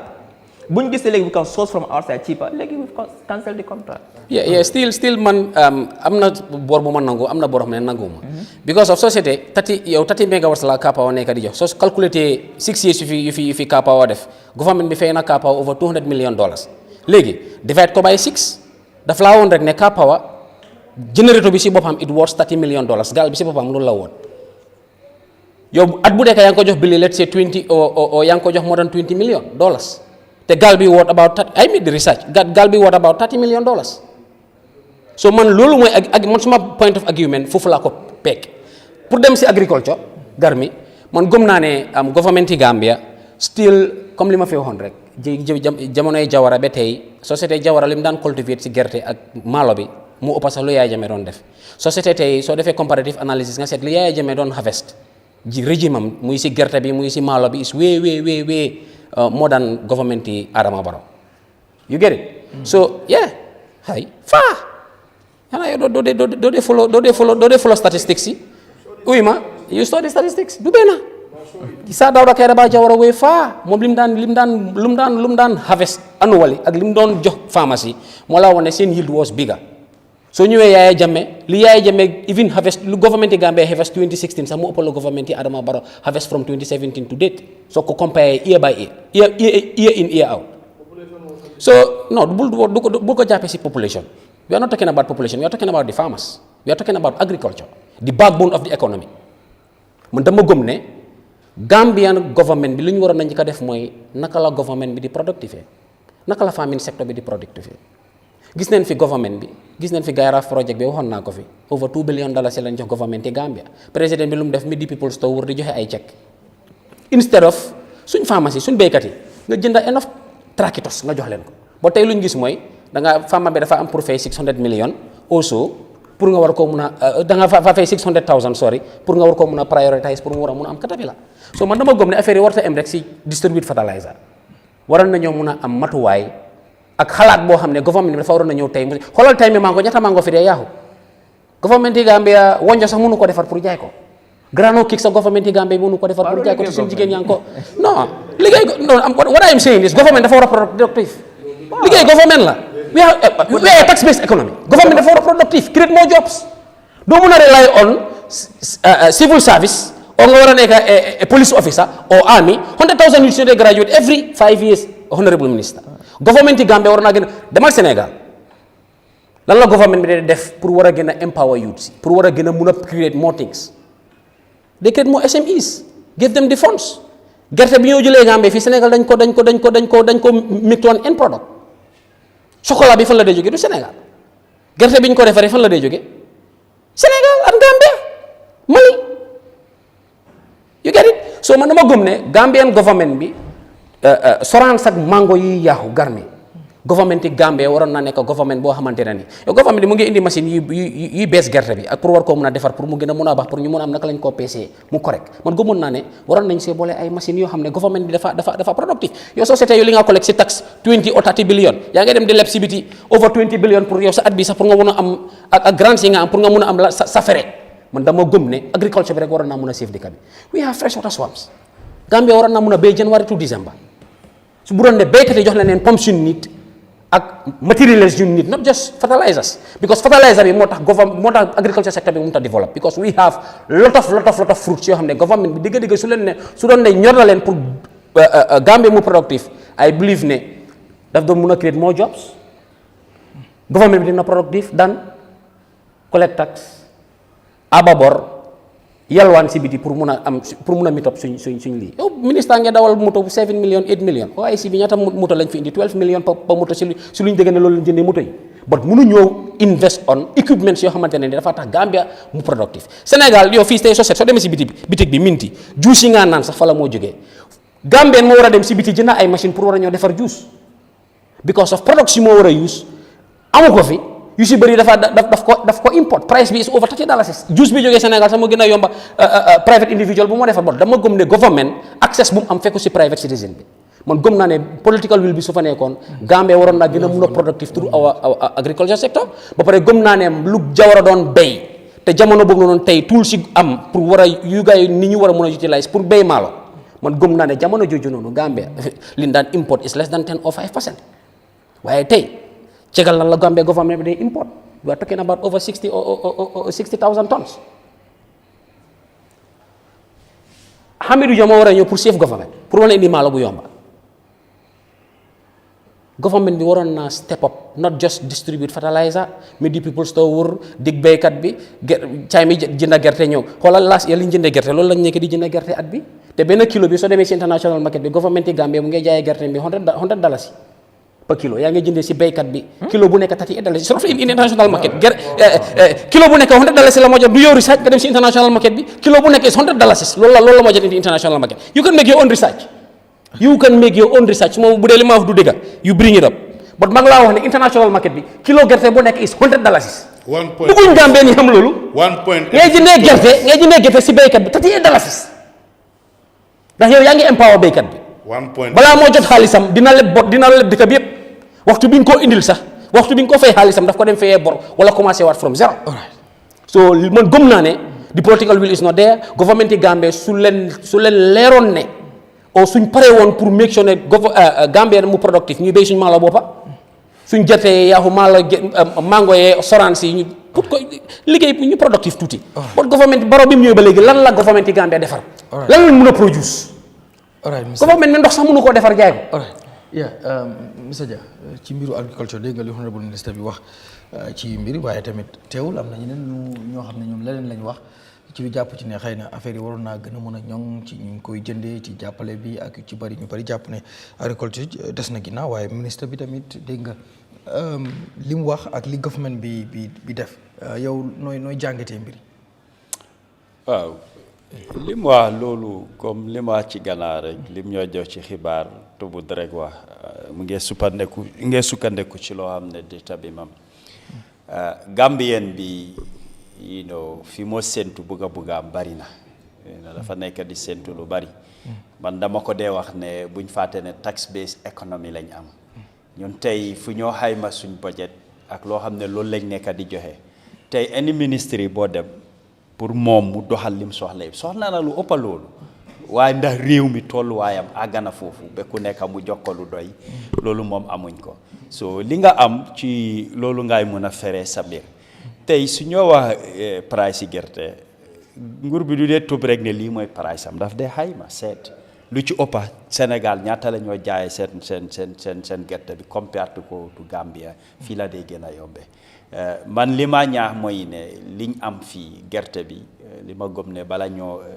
jàllale mu dem ci biti foog naa ne ñun suñ boppa am nañ ci soxla yu bari te gëm naa ne en tant que nguur docteur wax na ko luy continuer la nekkul loo xam ne da ngaa xëy rek ne nga mun a amal mbir yi yëpp nga sottal ko waa agriculture bunta la bu am solo dañ ko war a gën a dooleel dañ ko war a gën a empower waaye ñun ñoo amut lu doy ñun léegi-léegi dañ dee wax comme Gambia ngi mel ni Amérique lañ nekk wala yeneen dëkka dañ war a xam suñ am fan la toolu ak ci loo xam ne suñ doole foofu la toolu lu bari lu ñoo allocate muy dem si secteur si ministère yi man soo ma laajee dama laa ne doyut waaye loolu moo available ci réew mi ñun lu ñu am doyut li ñoo jël ci bor lu ñoomee ak yëpp ba tey soo ko jëlee boole ko réew mi soxna la lu ëppa loolu so nit ki nag li nga am rek loolu ngay mun a manage ci loolu ngay war a mun a dépasse so agriculture dafa important dafa am njëriñ bu bari dañ ko war a gën a dooleel te man dama gëm ne nguur bi su amee moo opportunities mu am moo koom-koom boo xam ne pour def ko ci artificiel agriculture dina ko dugal foofu waaye xam nga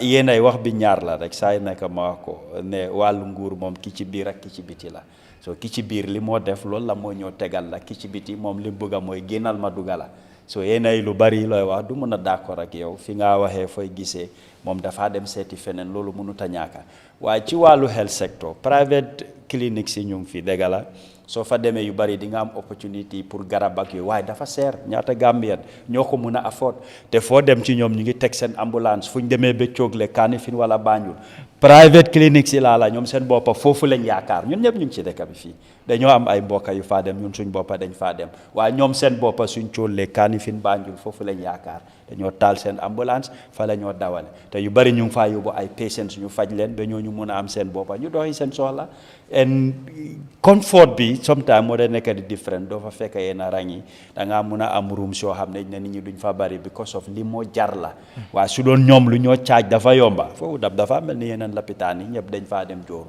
so yii dañ ko war di sóoraale ñi xam li ci nekka waaye nguur la luy dox la du fii la em fii la sës yëpp dañoo bëgg a affaire yi lu mu bari na yokku nit ñi lépp luñ mun a am tam dañ ko xeeb liñ soxla mooy na gën a yaatu na gën a bari waaye yenn yi dafa mel ni ñun sometimes suñ dee xool ñuy compare dañ dee siga rek ñu bañ a sigi mel ni yenn yi ñoo wax fii kese la am waaye daf dee mun a weesu loolu daf ko dee mun a romba bëggoon naa tënk suma waxtu tuuti comme li nga rek ma am lu ma bëgg a laaj docteur ba tey si suma waxtu la nekk ma may ko loolu li ma see jublu mooy ne comme nguur bi yan plans la am comme ci wàllu agriculture lu mel ni gerte ak yeneen ndax mu ngi ci mbébét yoo xam ne moo xam da public private partnership la moo nekk pour am ay factory nga xam ne suñ some of these lu ñoo produce local yi nañ ko mën a process fii to juice ak yeneen ndax plans yooyu mu ngi fa ci wàllu nguur bi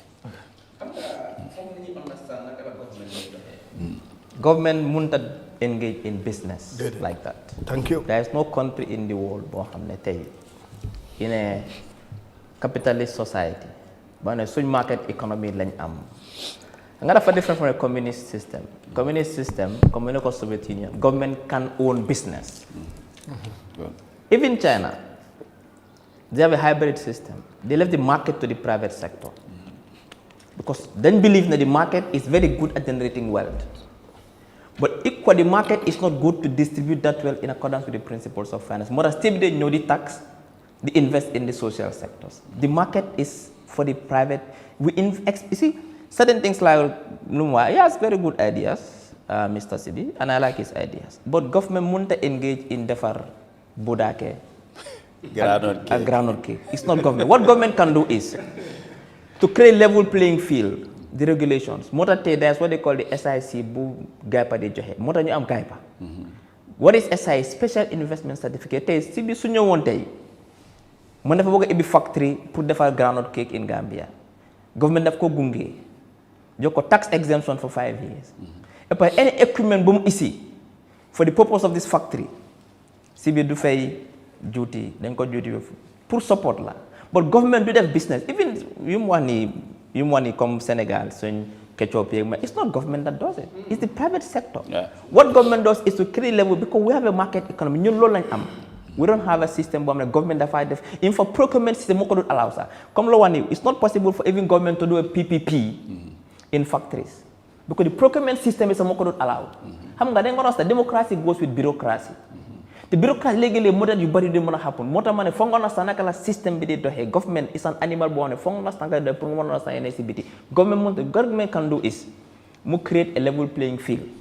Yo nga buga isi airline nga fix ko. Government support la si. Nga buga bi factory nga def ko. That's what we do as a government. Ñu jola tax break, make sure contracts are fulfilled, ñu jola investor confidence. Investor dafa bëgg a xam ndax there is stability in a particular country. Ndax suma invest suma capital dina save. Ndax suma ko bëgg a génnee dinaa ko mën a génnee. Ndax suma kenn sàccee su demee in a competent court of law dinaa mën a win si yoon. loolu la investors bi dee xool ndax ndaw yi fa nekk mun naa ne employé ñu liggéeyal ma liggéey boo xam ne jarul ma overtrain leen yi la investi moo tax Gambia tey ñun suñ that's what we want to create. Train young people in vocational training, build their basic capacity, make sure our country is stable, then it's for the investors to come. More than you encourage governments to come and invest in agriculture. Government won't invest the them rice, but then living government cannot do that. Lol is the fact. Any government and tell me better government in a market economy tay, we invest in shops and factories as a government. jërëjëf am nga soo gisee ma laaj ko loolu yu bari nit ñi di ñoo coow ak li ñoo wax man xam naa si dara am na ay investors yoo xam ne man jaarale nañ ko si man ma àndaa ñoom ñu dem ba ci ministry level suma kanam la yi ñu waxtaan loo xam ne loolu la teg liñ laaj tak policy yi to the extent kenn ci ñoom wan na ko ne sa su pare woon pour ñëw government lu mu mun mooy mu providal ko laan boo xam ne li nga bëgg a stabiliser ak fii nga def ko so am na ñoo xam ne ànd naa ñoom to di ministry bi dafa am pour rifaa ñu dem FSQA you know ñoo xam ne wàllu lekka la doon bëgg a import ak fii comme ministre bi daf laa woon yoo xam ne lii government fii la mun a am yeneen yi fële nga mun a dem kii moo responsable kii moo def nanga man xam naa si dara jaar naa si soo gisee ma laaj la ko pour ñi seetaan am na time ma jekkali question bi am na time ñu nga benn initiative right now 20 youths lañ nekk di train in agriculture 20 youths yi nii they are working at Maruo farm government pays them $5,000 every month as stipend for free. Okay. Now, they give these youth, then can they pay ñaari nit. They give them 2 hectares. Loolu lañ ji. In this 2 hectares bu ñoo ji, they get 6 tons per hectare. Every season is 5 months. Every season they make $360,000. So 2 seasons is about $720,000. And send support bu nga loolu lañ jox mooy fertilizer, seeds, herbicide, harvesting services. They only pay $100,000. So their cost is $100,000. And in fact, they can front load jox leen ko. Right now, first batch bi start na. And Maruo Farm moo nekk di support guy on that. This is one of the things that you go def pour support young people in agriculture. Just for your information as well. Thank you. Yeah, Mr. Koma. dafa am.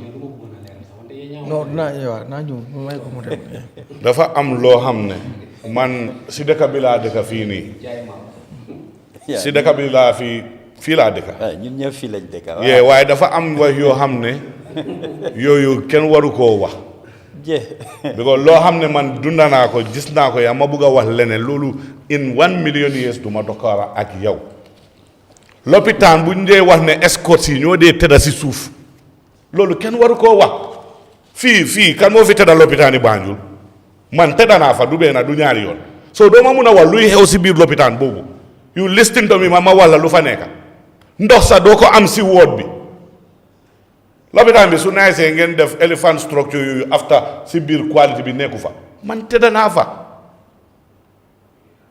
6 and 9 di woot tëdda naa fa doo ma mun a wax yeneen yi I will not agree benn docteur moom lu mu wax fii ne moom dafa dem foofu lopitaan mu am x-ray waaw am na loolu gis na ko bu and he can say it anywhere proudly man ne ministre laa dem naa fa likewise man mi feebar ma tëdda si woot li ma gis nga ne ma loolu amul loolu foo ko wee that is not democracy that is not even building this country we have to accept yoo xam ne doxut li ma wax noonu cardiology unit boobu waaw Gambia la nekka but it's fully funded by the Dutch government I know something about it Dr. Jaite when he's xam nga dafa am yoo xam ne don't see people like this nga Dr. Jaite dafa dem def TCSM foofu ñoo ko fond 100%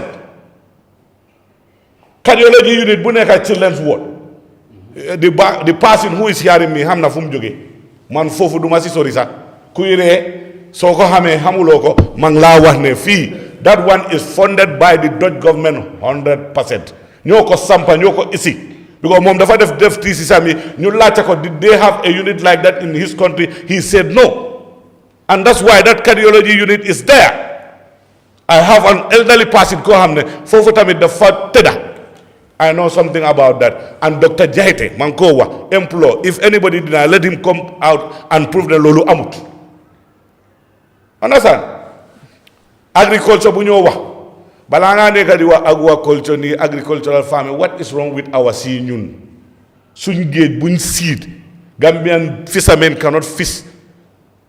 Chinese and other foreign nationals ñoo fa enjoy di isi seen troy di jë fii jën wi Gambia fii moom bu ma juddoo lu ma gis this last 7 years mosuma ko gis jën yu ñëw paquet la ñoo lekka léegi fresh jën ñu ko dee lekka bariwuñ fii Gambia fii si town bi fii xanaa nga dëkk rural Gambia yoo xam ne am ngeen creek am ngeen bolong da ngeen a dem ngeen fish waaye fii jaara sooma nekk naa fa 2 weeks paquet yi jën so loo lekka rek si paquet la jóg ñun suñ géej bi how it is endowed naturally lu tax ñu mënuñ faa jëlee lu ñoo lekka fii si réew mi dafa pare government du dee engage si business GGC is it a government entity or not Gambia Groundnut Corporation te GGC dañoo jaay maalo GGC ñun suñ Chinese maalo bu dee jógee from Japan coming to the government of the Gambia ñan ñoo ko dee jaay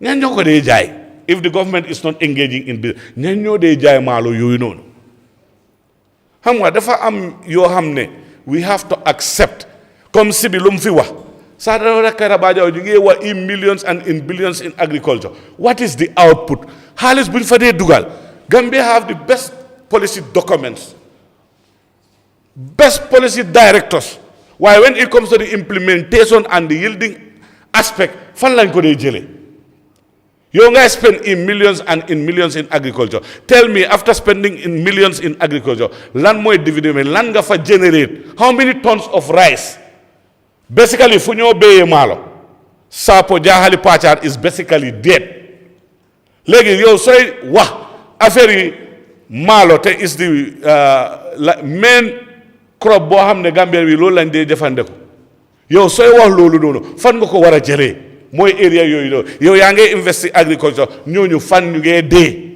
Jahali Pachar ak Sapo dañ dee even ñaami na kudam boo xam ne suma maam foofu la dëkk maaku ñaama xam nga amoon na time yoo xam ne sax Yahya Jammeh dafa am hectares yoo xam ne dañ ko jox all those places are dead and if you are serious about this country eating what they produce area yooyu nga war a concentrate not all these projects yi nga war ni nga jox unit yi check ñu dem fii pressure machines nga isi ko gerte the quality of gerte ak quantity of gerte bu dee jógee Gambia mun naa sustain ñun lu ñu dee lekka si diw si dee si réew mi fii fan ana capacity fan lañ koo jëlee because yow you look at ñu ñoo wax comme price yi gerte $1.86 global 1.86 xam nga fii we use a yardstick président bi wax na ko ñeneen ñi dañ ko dee wax waaye you want to compare when it is good to America dañ dee wax America fii si suñu wax yi every time ñun America sax mënul nii America sax deful li what about if the quality that is in America people yaan for yi nga ne Gambia ak America duñ benn sooy compare yeneen saa nga use America as a benchmark and a yardstick the other time around nit yi suñ buggee use America ay fii du America xanaa ñun xamuñ ne fii du America why we want to be like them 55 years of nation who we cannot depend on grants, donations, and loans. We have to have robust economic systems that is internal, that is government driven, that has a political will behind it pour ñu mun a have sustainability when it comes to food consumption. Because if a country is hungry and hardship bi bari na moo dee isi in social insecurity.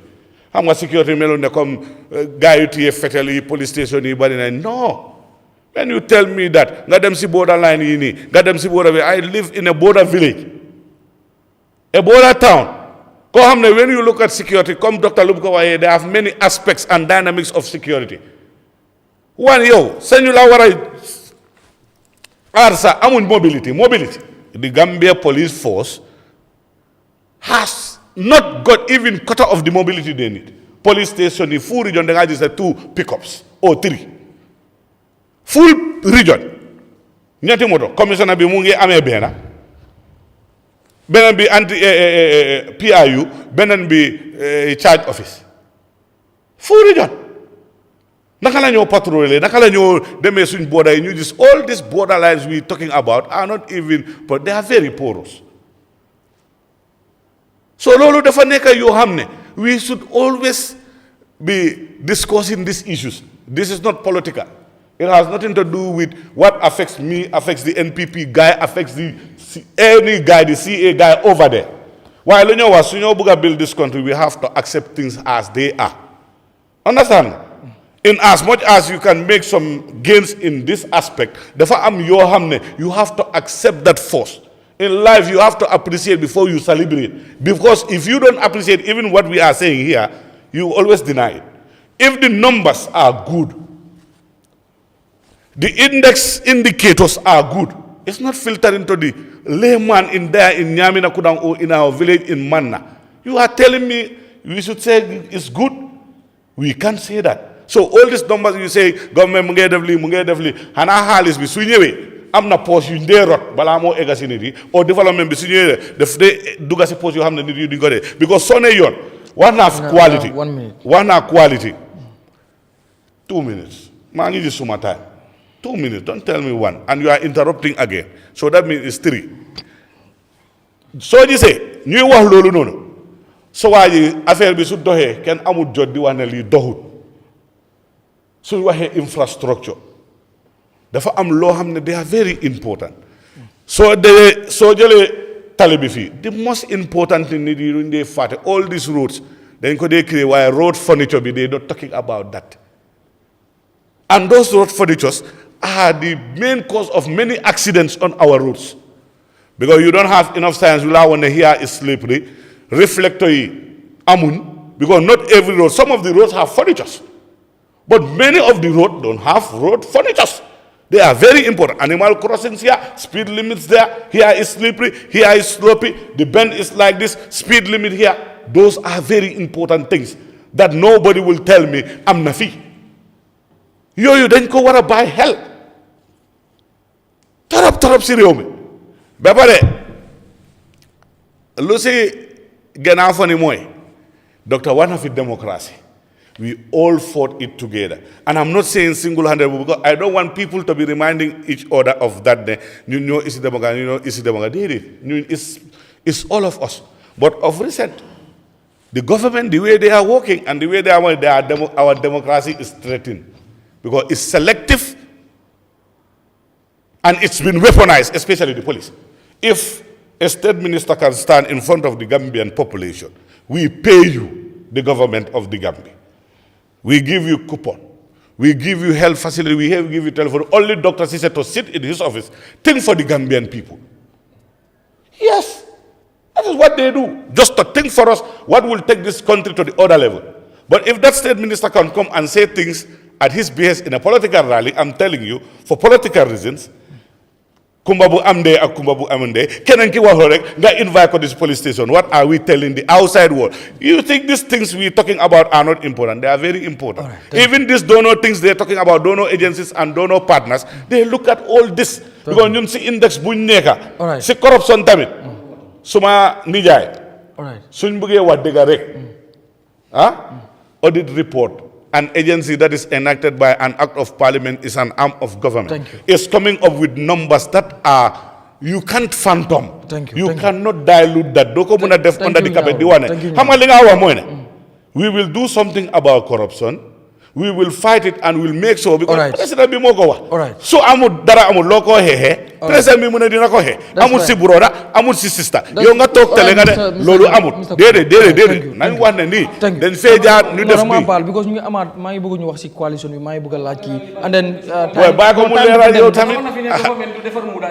Yeah, but it's okay. Yeah, I know, but I'm no bàyyi waa léegi su ma ñëwee si sa time yow boo xam ne yaa ko moom ngale honorable léegi dama bëgg non sorry please dama bëgg léegi ñu am na yu bari yu ñu la bëggoon a laaj waaye xam naa loolu moom dinaa request one on one pour ñu mën ko motali but bëgg naa ñu duggal laal ci politique tuuti mën a jàll politique correction okay no he's our guest sa guest bi su ma ko war a clarify no, please. Now raise some very salient points.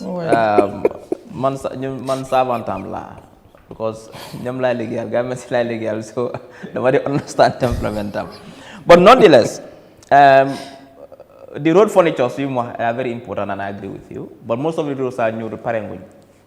because ñu ko bàyyi ni ñu use ko because there are no other alternative roads, but roads, most of it parenguñ, they are still building it. And if you look at the master plan, all road furnitures are going to be catered for. For example, if you look at the third phase of the Battle Harding Highway, we are going to get 17 prefabricated overfly pedestrian crossovers. You want to know. Got third phase parenguñ. So service roads pare.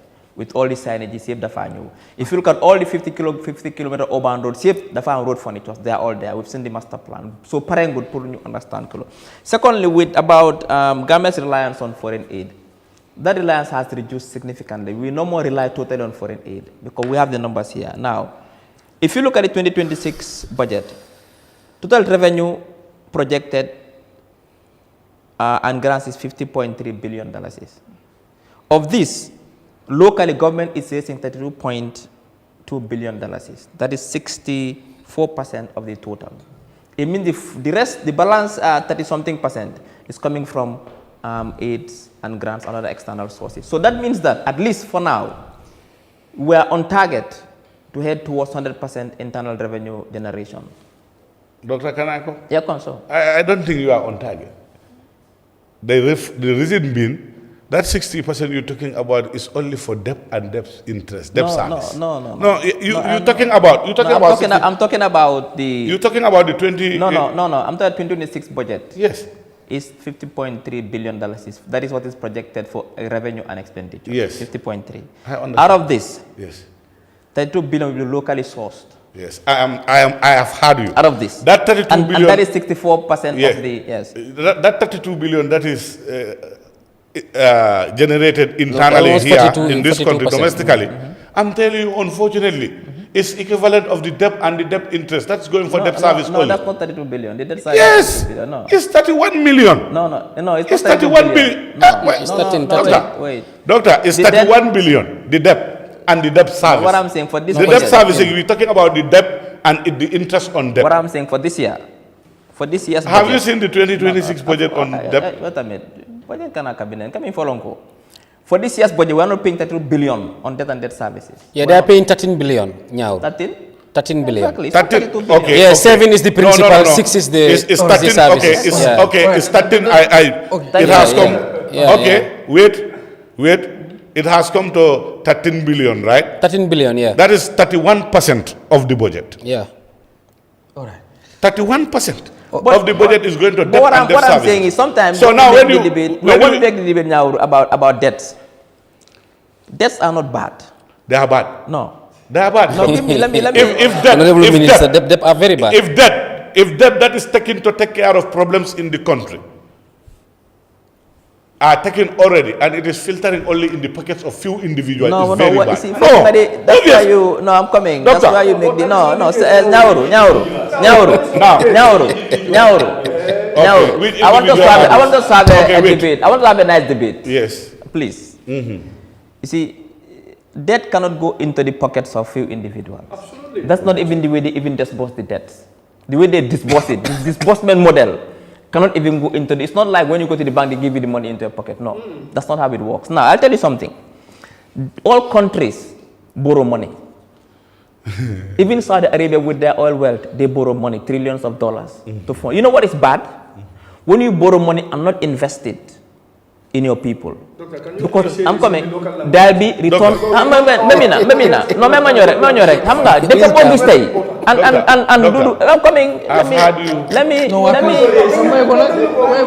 me land.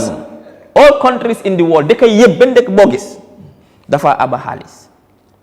Hanga lu gëna xam if am ñoo gëna it America ñun right now ñun suñ dette GDP ñun suñ dette GDP ratio dafa go down from over 100% in 2017 to now to 68%. Debt, it means that ñun suñ debt stock mu ngi wañé.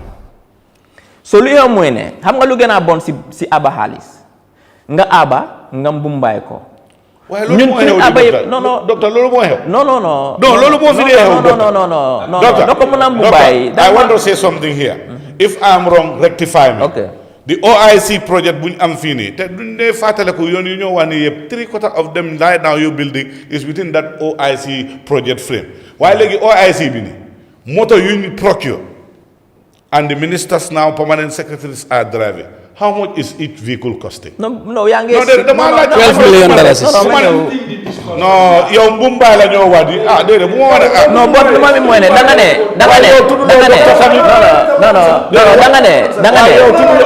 ñun ñëpp si panel bi lañ bokk.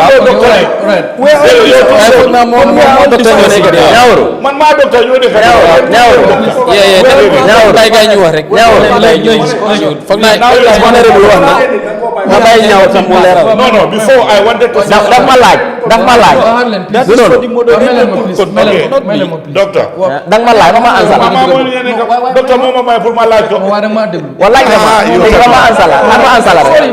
Docteur, yow docteur moom ma may ma wax naa looya docteur nga nag.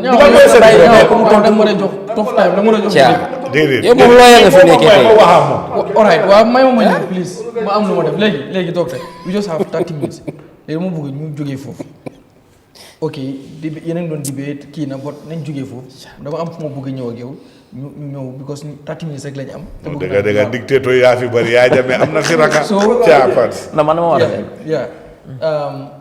xam naa xëy na addi dinañu may waaye dañ bëgg a 30 minutes bi docteur moom dafa dem moom léegi dañ bëgg a ñëw si mbiru politics dañoo ñëw si mbiru taataam because coow yi def si bëri taataam fii fële ok comme ni ko gars yi waxee constitution bi moom dafa leer constitution bi ñu amul benn clause bu wax ne kenn amul sañ-sañu nga nekk président si 1997 constitution bi te mu amuloo chance pour ron in as much as yaa ngi askan la voter loolu moom leer na ko but nit ñi dañoo wax ne ok yaa waxoon lii yaa waxoon la comme mbiru moralité comme yaa waxoon ne dama amee big fan of time limit su ma ñëwee kenn dootul rulati Gambie more than 10 years su yu mel noonu sa mbiru tatam gis nañ ñëw always yow yaa ngi wax ne comme midi moo tax ñu dem élection midi président bi pare opposition bi nañ ñëw si coalition toog bi xam naa loolu naa si waxtaan ak ñoom ñaawar because his parties dañ ko génne si waxtaan bi boolewuñ ko si yow loolu ban jàngat nga ci indi est-ce que tamit loolu boo leen demee si cappaandaw gi du affect président bi maanaam waxoon nga ne time limit di nga ko dina tax sa government di nga ko fi indi unfortunately amuñ ko ñaari constitution draft constitution mu ngi ci mbalit mi ñu ñëwaat mu ngi taxawaat for another time ok loolu nag coow li bari na ci debate legality morality so yow ba loo ciy wax. xam nga am na yéene warut a nekk debate. lu tax si république lañ nekk. te république lu ko def mooy dafa am ay sart ay loi yuñ teg te as we approach 2026 ñaari debate rek war a am si dëkk bi ñaar benn bi ñun am nañ control over it as citizen benn bi amul benn control over it kii taxaw loolu loi la man du ma ko decide yow doo ko decide ñaawar du ko decide si biir du ko decide du ja du ko decide caam du ko decide kii war a taxaw loolu ay sart lañ teg kan moo am ni criteria pour compte loolu loi la man mënuma si dara ma su ma gën a taxaw sa tey fit qualify ma du ma taxaw ñun demoon nañ fi élection ñun dañu ñu disqualify taxaw ma. du ko sarta la waaw ba léegi dama la exemple ne ki war a taxaw loolu sarta la loolu amul benn Gambian. bu war déterminer loolu noonu loolu luwa la. su tegoo si yoon. loolu la moo ne non loolu maa moo ne dama la ak mooy ne exemple laa jox ne. dafa am ay sarta yu ñu teg ne ki war a taxaw dos is loi. ki nga xam ne patem baa ko tànn pour mu jiite leen mu mit di legal criteria pour mu taw kenn mënu koo stop now morality nag is a personal thing ku nekk mu nga am sa debate on that I don't want to go into that because just opinion I want to talk about lu loowa ki ñoo saani loolu si ñun la des Gambians ñun ki ñu war a saani ne ki ñoo tànn mu jiite for the next 5 years that debate is about us ñun ñoo ko decide now loolu each citizen am nga one vote election day moo ko am ne every Gambian su fekkee equal yaa equal ku nekk benn vote nga am na da nga njool da nga gàtta pour xeex non loolu maa mooy ne am nañu lan pare pour xeex ko naka nga xeexee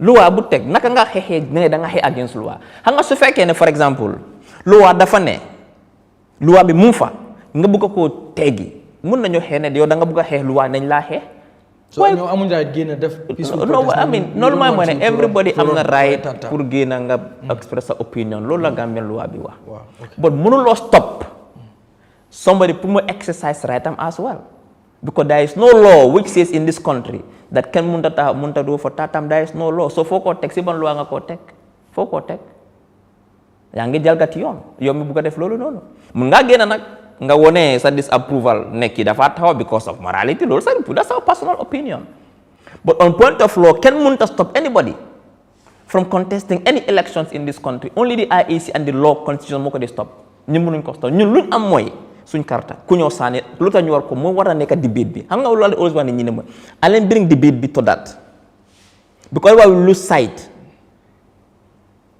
ki war a play loolu noonu already criteria yaa ngi set ñun mënuñ ci dara naka la ñoo play ku ñoo support ñun loolu si ñun la des te lu tax ñu war koo support so léegi affaire si mooy ne debate bi mooy ne Gambian si kan lañ war a sànneel 2026 ak lu tax ñu war ko moo nekk debate bi te foofu laa dee bëgg a ngaay di ñëw. maanaam Gambian si tamit duñu xool ci wax-waxeet ne président bi dafa wax. non xam nga loolu moo tax laa wax loolu yëpp seen opinion la still ku la nee nag nga ne du ma ko sànneel bi ko ba fay loolu sa opinion. non maanaam du opinion kese waaye dafa am nekk ndax président bi waxoon na ne dina fexe ba Gambia am term limit dina fexe ba. kenn fexe na di. isi nañ constitution bi ñaari yoon fexe na de. li mu wax si compte ko ici fexe président dafa gom term limit in principle su fekkee ne loi la woon du ko mus a jalgati ba du loi te kenn mënut a impose anybody yow mu tàng moo sax yow musuloo promise nit $10 wala $100 mu ñëw circonstances nga ne ko moo ko mën a jox kan moo musa de kan moo tey kuy du naka ne nga ne ma man suma bëgg fa fulfill non circumstances politics la non dama explain mooy ne man I don't want to go into that debate man wala on point of law ne by law nobody can stop the president from contesting 2026 nobody amuloo right bi amuloo sañ-sañ bi si la nga ko sukkandikoo doo mën a dem Supreme Court sax xam nga su fekkee ne mu ngoon si loi bi ñu bëgg a def nii nga de war a Supreme you can fooy dem sax fan si la nga ko sukkandikoo si la honorable minister président tamit justification bu mu def ne dafa ron for a third term like mu wax ne NPP is too young ndax that was not a dama laa wax ne mooy ne non xam nga loolu man mënuma I cannot speak what I can tell you gis-gis laa laaj waxuma la speak on his behalf man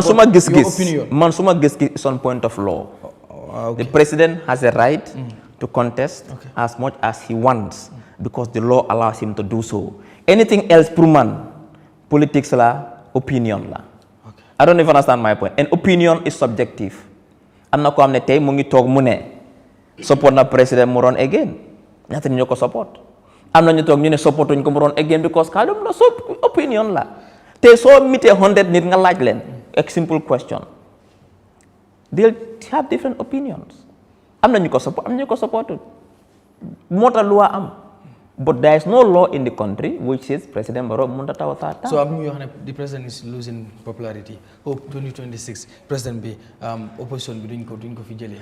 yaa xam nga kii naka tuddaati sax opposition bi si boppam sax ñoom seen ñoom yi leen sax ñoom d'accord nañ ne there is consensus among them ne president is on course to victory if they are not ñoom ñoo ko rajo wax sax I've been following their naka tuddaati sax li fi mu gaa def convergence bu gaa def léegi in fact I was disappointed that if civil society people like Madi Jobate say they should be neutral. What are they doing in a convention to form an ally? I mean, they've gone political. Even the opposition and Bopa Hamnene, this is a foregone conclusion. The elections has been lost and won already. No, because only here we have the statistics and the approval of the president has skyrocketed. Lum deliver within this term is unprecedented. And Gambians, what they want is delivery. And Gambians want stability and certainty, and they want president to continue until 2021. That is a fact. Like anybody could talk every different halat. No, we cannot change that. One thing I can tell you, and that Lola Munawafini asked Dr. Ceesay, President Barrow is going to contest 2026, inshallah. Because one, NPP moom lañ tànn pour mu taxawal ko and the entire coalition of 9 political parties moom lañ tànn mu taxawal ñu ñun that is one. 2 su taxawee dafa win ma loolu laa fi mun a wax léegi anything else about opinion morality nii kii loolu I cannot talk on that because it's not me man lu ma xam man loolu laa laa wax on that issue. All right, thank you. Léegi si ñaawlu laay ñu starté am du ma ñaawlu man fu may ñëw mooy dinaa ñëw si Tatambe coalition bi boobu laa bëgg a ñëw boole ngeen respond léegi yéen ñaar ku ci nekk naa la may 9 minutes boobu léegi kii na bu ma la jox 9 ku ne ma jox la 9 minutes please.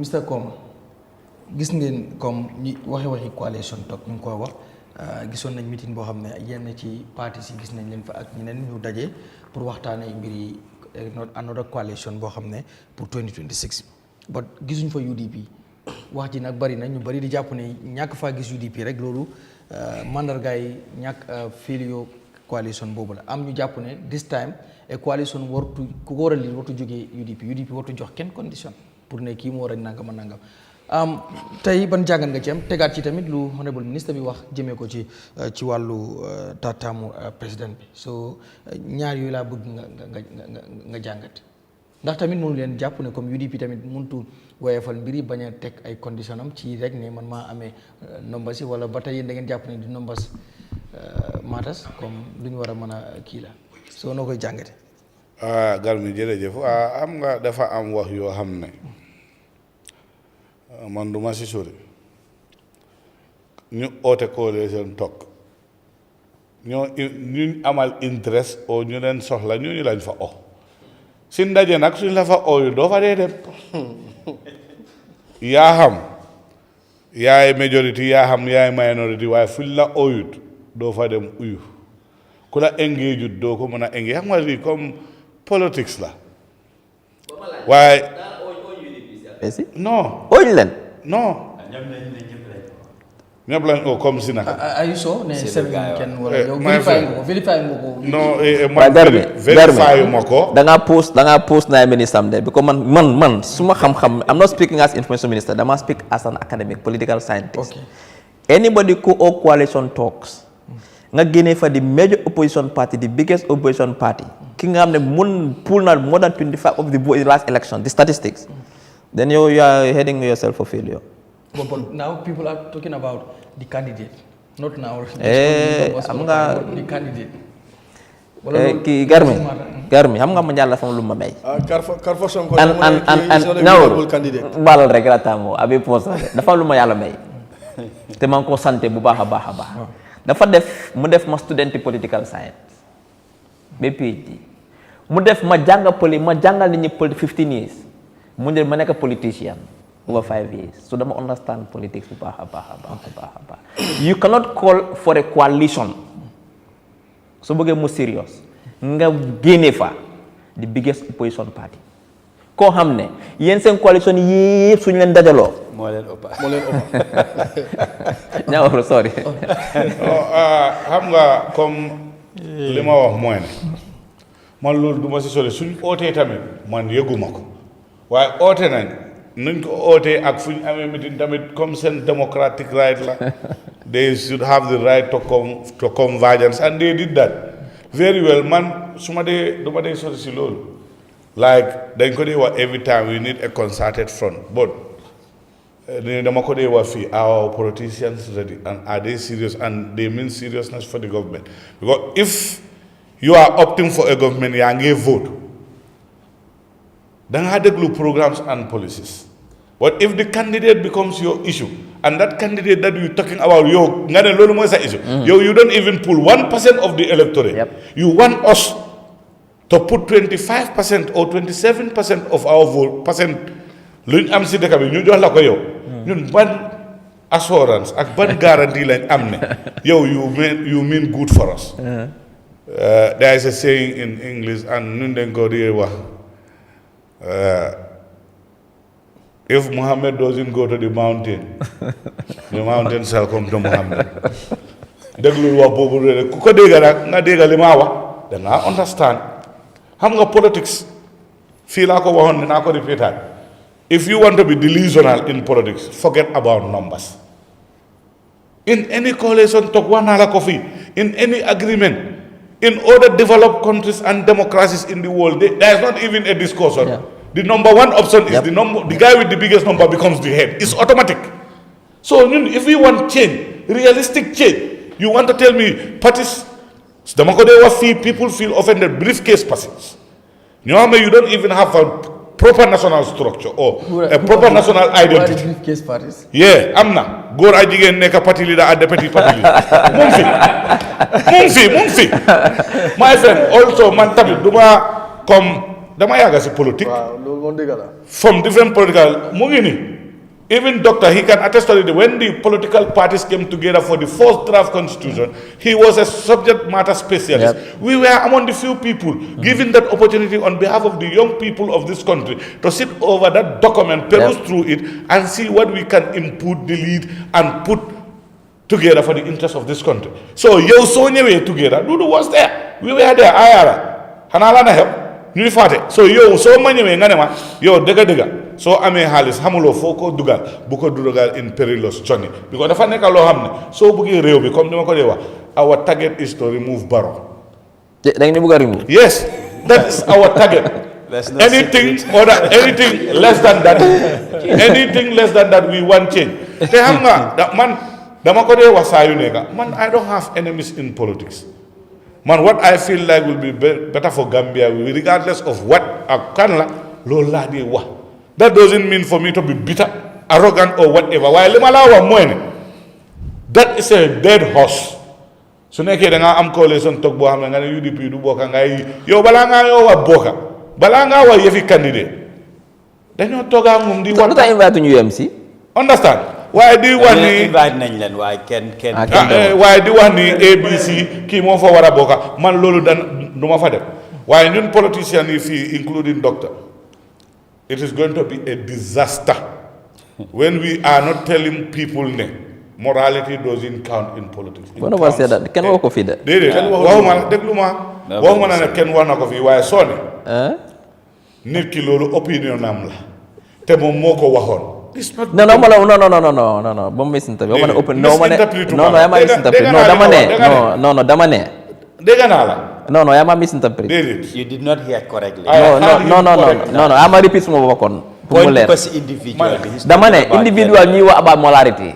Lulu sent opinion. Lula. Man tami wo huma lulu. Man dega na lin our doctor. So duru bulen de wane man dama de dega toro.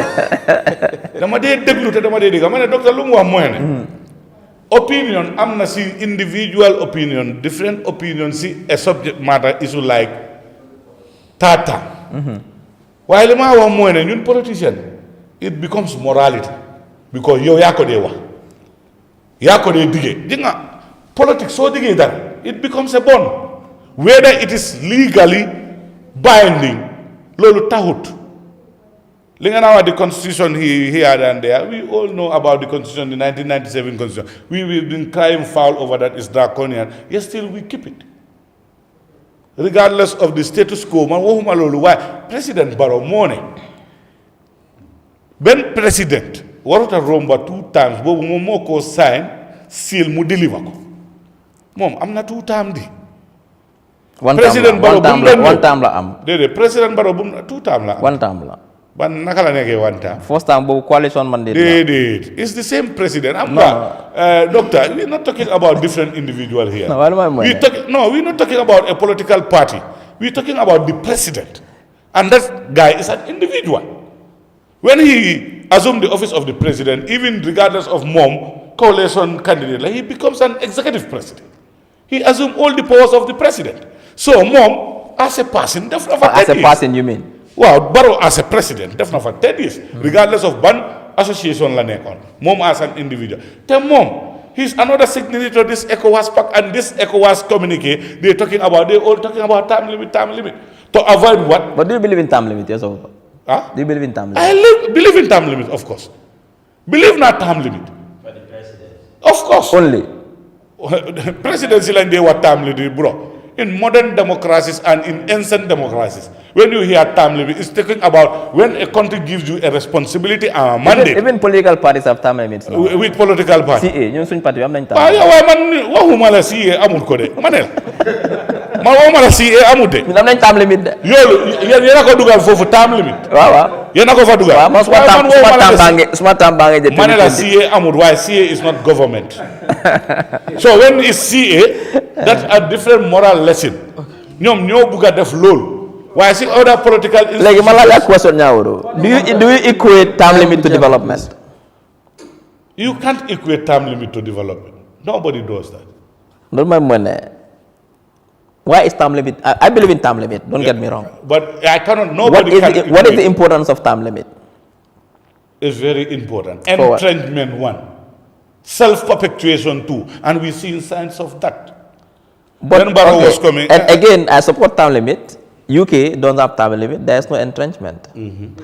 Germany no term limit, no entrenchment. Yes. Sweden, Denmark, Spain, Greece. Yes. But there is no entrenchment. My France friend, yeah, got you know, only term limit recently. Doctor, but there is no entrenchment. Doctor, dafa am benn wa bu ñoo wax. Naar ak tubaab xeesaleen boole. loolu la lu miin. du duñ benn. Naar du tubaab. Naar ak tubaab xeesaleen boole. yow ñi nga wax these are democracies, and the type of democracies you have in some of these countries is different from what we have. Many of these countries you're talking about, they have monarchies, man. Also, you should, yes. Before, yeah. Before you're talking about, and I'm monarchy. Yeah. So it's different system of government. No, but they go for elections. No, I'm not saying they don't go for elections, but it's different. All right. But Jammeh is another Just 1 minute. Man, dema am time. No. I don't care about what you have there. You don't care what you have there, no. Thank you, go. Wow, go gang. Yes. You don't care. Then Linde wa mwene, come, those democracies are different from ours. How are they different? Why lima wa mwene? Doctor, need so wahe that a politician, especially a promise to the population. Politician waruta muna wane time politics muna wa lumane suma gani ma. Why you wahuñ lolu de? Dede wahulo ko yo why sa boss wana ko. No, wahuñ lolu. All right. Yaa ngi gis moom mu ngi koros. Yaa ngi koros. Sa time ñëwaamut yaa ngi koros. Sa time mi ñëwut yaa ngi koros. Te yow yaa mujjee wax. Doo enjoy de. All right, that's fine. Moom yow doo enjoy. All right. Understand nga su ma daaneel. Mooy ne xam nga dama laaj loolu. Ma ne la Barrow should do the needful. Barrow, I think we know him more than many of you here. Because ñu ñoo bokkoon. Barrow, when he was selected, 3 years sa mu ne du fa egga. Barrow sa 2 years la bëggoon or 1 year something. Yes, I'm telling you, fact. Nobody can dispute that. Fact. Internal fact. Loo xam ne moom sax he was not even hoping for 3. Waaye am nga 3 dem nga juróom. Why did them not this? They contain stability. They need stability. The stability, we have that already because the system here have been stable for the past 50 years. All right. The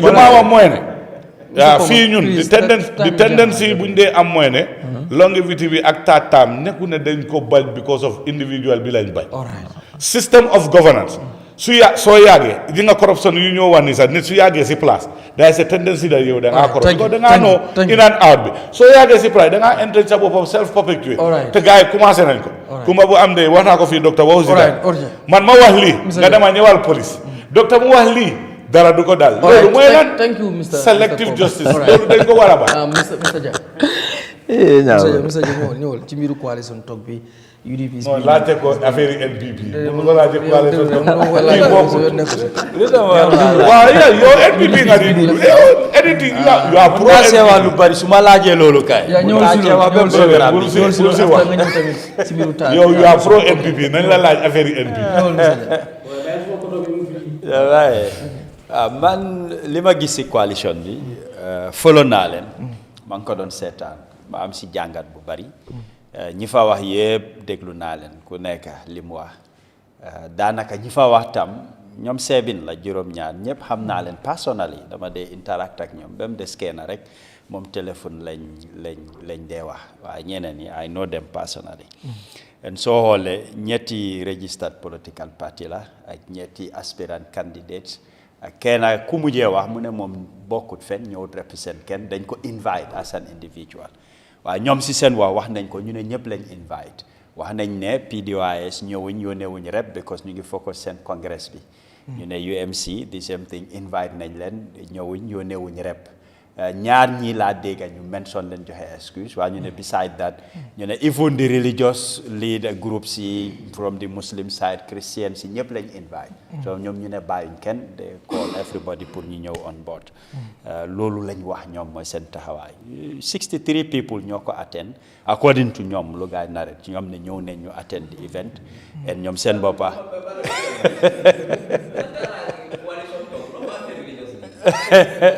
ñoom loolu lañ wax de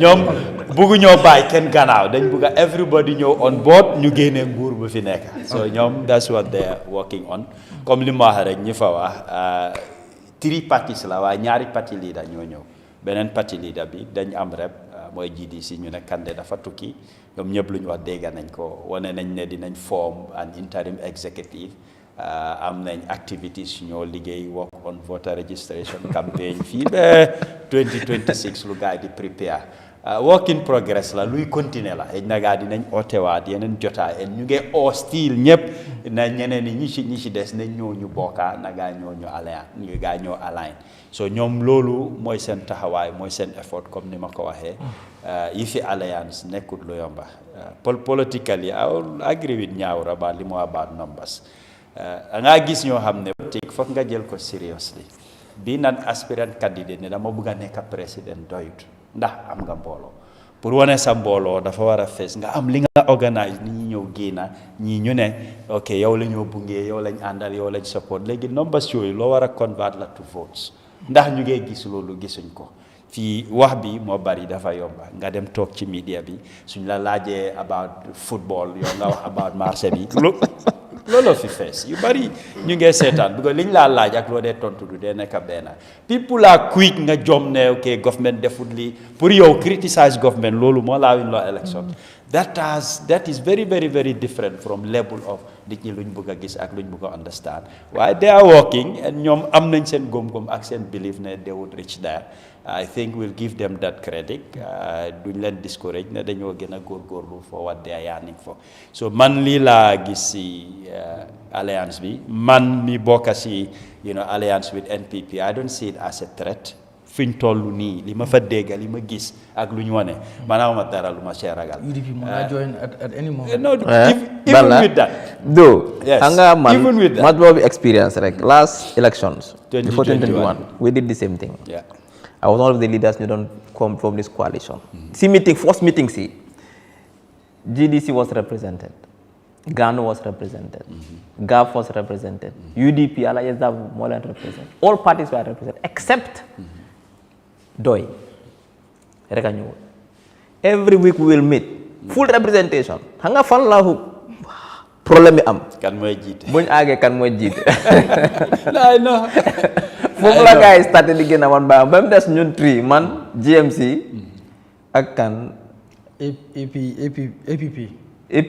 ñu rek a fa des in fact am na tri yoo xam ne de bu ñu war a launch suba ñu ne ma ne ñu ngi ñëw ñu ngi si yoon ñëwuñ so moo tax mooy la ma dee gis gaa ji ree rek ñaawur xam na lu ma ba seriously li nga wax moom naa ko soo gisee ma ne pour man I don't see any threat comme li nga explain rek xam naa ne beginning bi ñu bari nañ sawar dinañ ñëw waaye suñ demee ba kan ma war a jiite si la ñu bari di pull head dañoo rocceeku parce que soo leen taanut rek dañoo seeti leneen luñ def loolu moom xam nañ ne dinañ fa aaga and we will come to that yes dama ko sànni sa taay bu mu ngi waaj a jël du soo may taay waaw mais ko rek non we are roasting comme li nga wax yow daal da nga jóg rek nga bëgg a nekk njiiti réew président njiiti parti amuloo sax 15 nit kon di nga dëkk sa kër ràññewu la nga ne by force yow buñ wax nomba yow da ngaa mën a nekk présidentiel candidat bi sax si paak bi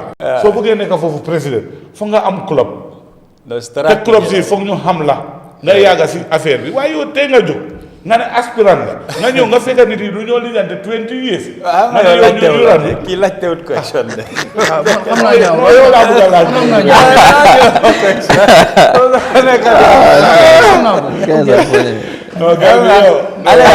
soo gisee ñu bari focus si alliance xam nañ de incumbent ci boppam si alliance la toog man wax naa ko fi ne amul benn parti mu newuloo ko politique barewuloo ko mbooloo nga ne li fi nekk da nga ko fee jëlee ok you just wasting time and grand alliance bi nga wax yow ki nga bëgg a génne tam si grand alliance la toog and dafa nekk si stratégie and lu bari li ma gis yenn analysis du ma ko bëgg a si media bi dañoo foog ne dama leen a downplay du foofu waaye waxtaan naa ko ak nit dama binda sa jox ko soo gisuma si traite xaw ma nag ëllëg luy ñëw waaye li amagul moom loolu jarul mun na laa wax leen te nga binda ko même rek nga binda ko li ma laa wax nii dama laa support there is no threat war naa ko jël xam nga la mooy xew in fact most of these ñi fa nekk dañoo join si président Barrow maa la wax fen bi non ñu nekk si coalition bii ni ñi fa nekk right now ñi fa nekk di ko kurkuru léegi te nga dégg gaa ñu dem si président yow Ablaye xam naa la wala waay non mbiri taataam laa bëgg a rek nga jaar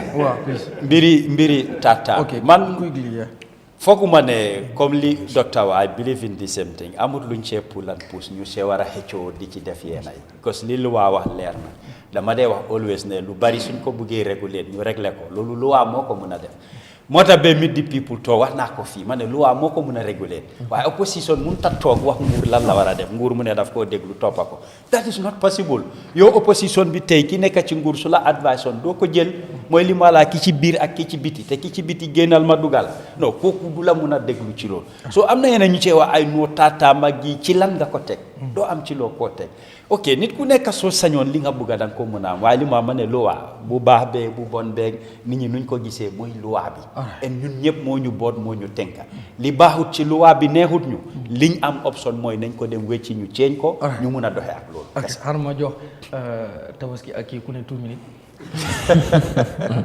ñaawar moo jël taay bi Mr. Sibi ngoon naa interject nga bay ñëwal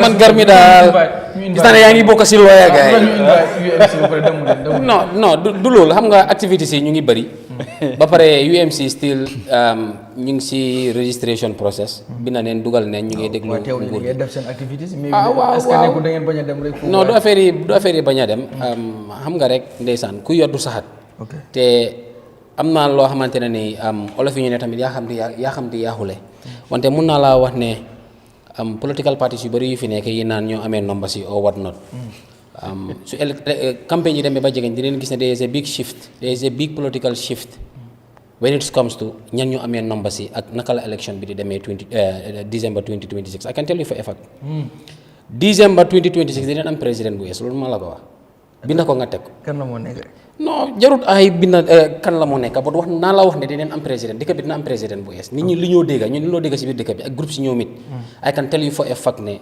political dynamics si shift na bu yàgga dellu to presidential election bi 4 months after presidential election si soo seetee parliamentary election si dafa am big dynamic shift président bi mu amoon di most popular votes but bi ñëwee si election yi parliamentary yi naka la fa demee ak coalition partner samir ñaata seats la am nga ñëw si local government election si similarly dynamics si daf dee shift bi ci boobu ba tey I can tell you narrative bi dafa over shift sax balaa nga ko xam election si digmal si bala la ne election bi des na weer wala duganeen si election si di nga xam ne ñu bëri dinañ wéet I can tell you for a fact beneen mbir mi mooy wax nga ne coalition bi is good man dama gëm ne opposition bi dañu war a come together speak with one voice mbooloo mooy doole xàccandoor di dóorandoor loolu rek mu fi mun a génnee président bi toog naka la toogee bi mu fi bugg a génnee. ndax jàpp nga ne loolu pour mu am UDP ku ñu war a bàyyi ginnaaw.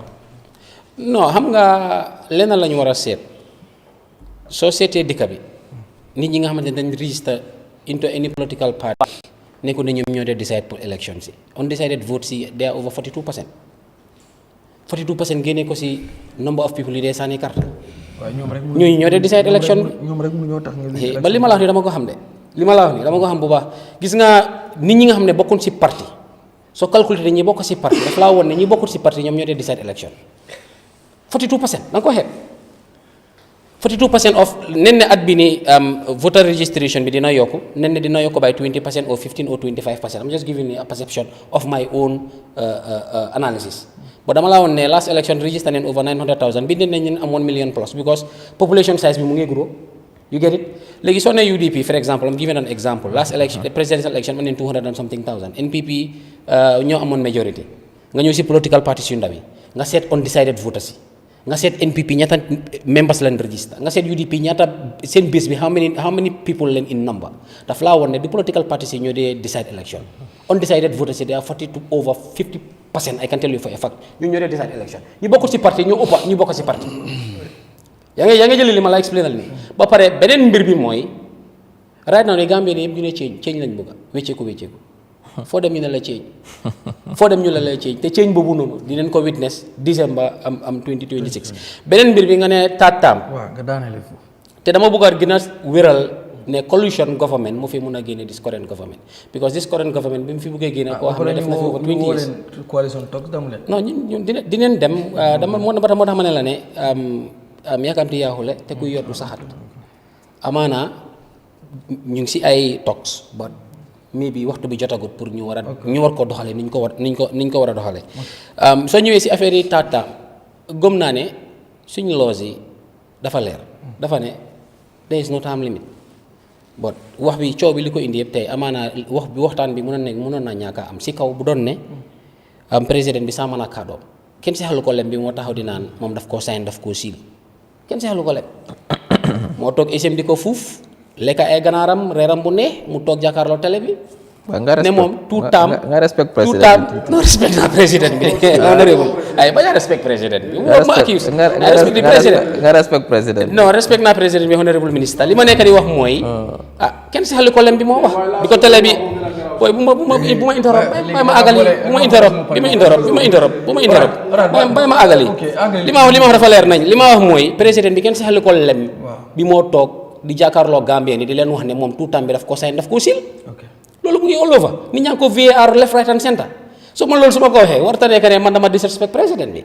su lekkee lekkaam yu ne dem state house ne mbir yi nooy mu gis ne dafa bëgg a gën a frenkulaay dañ ko wax loolu moo fi nekk wante bi moo taxaw di wax Gambien ni moom 2 times la moo def abale kenn forcé wu ko moom la gën a xam ne loi dëkk bi dafa ne 3 times but bi mu indee loi bi political will bi ne ko fa woon Garmi pour ñu war a am loi buy wax ne 2 term limits la ñoo suñ négocier loolu fi nekk négocier ñuy wër yëpp 2 term limits la you get it te mooy best practice for best democratic practice because of soo yàggee si toogu li dee happen mooy da nga dee undermine institutions yi da nga dee am more loyalist from the police da nga dee am more loyalist from the military courts yi da nga ko undermine ak yeneen loolu moo fi nekk so daf laa won ne 2 term limits dafa important ba pare soo buggee continuer da ngaa rey yeneen opposition yi nga xamante ne ni ñu ngi commencé suitcase parti yi fi nekk nga gis ne congrès bu correct sax duñ ko dee oote so moo gën rek ñu bàyyi ko mu continuer bon dama gëm ne moralité la ñoo wax moom moo wax kenn si xalu ko moom moo taxaw ne 2 term limit but loi yi fi nekk dafa ne am na right go for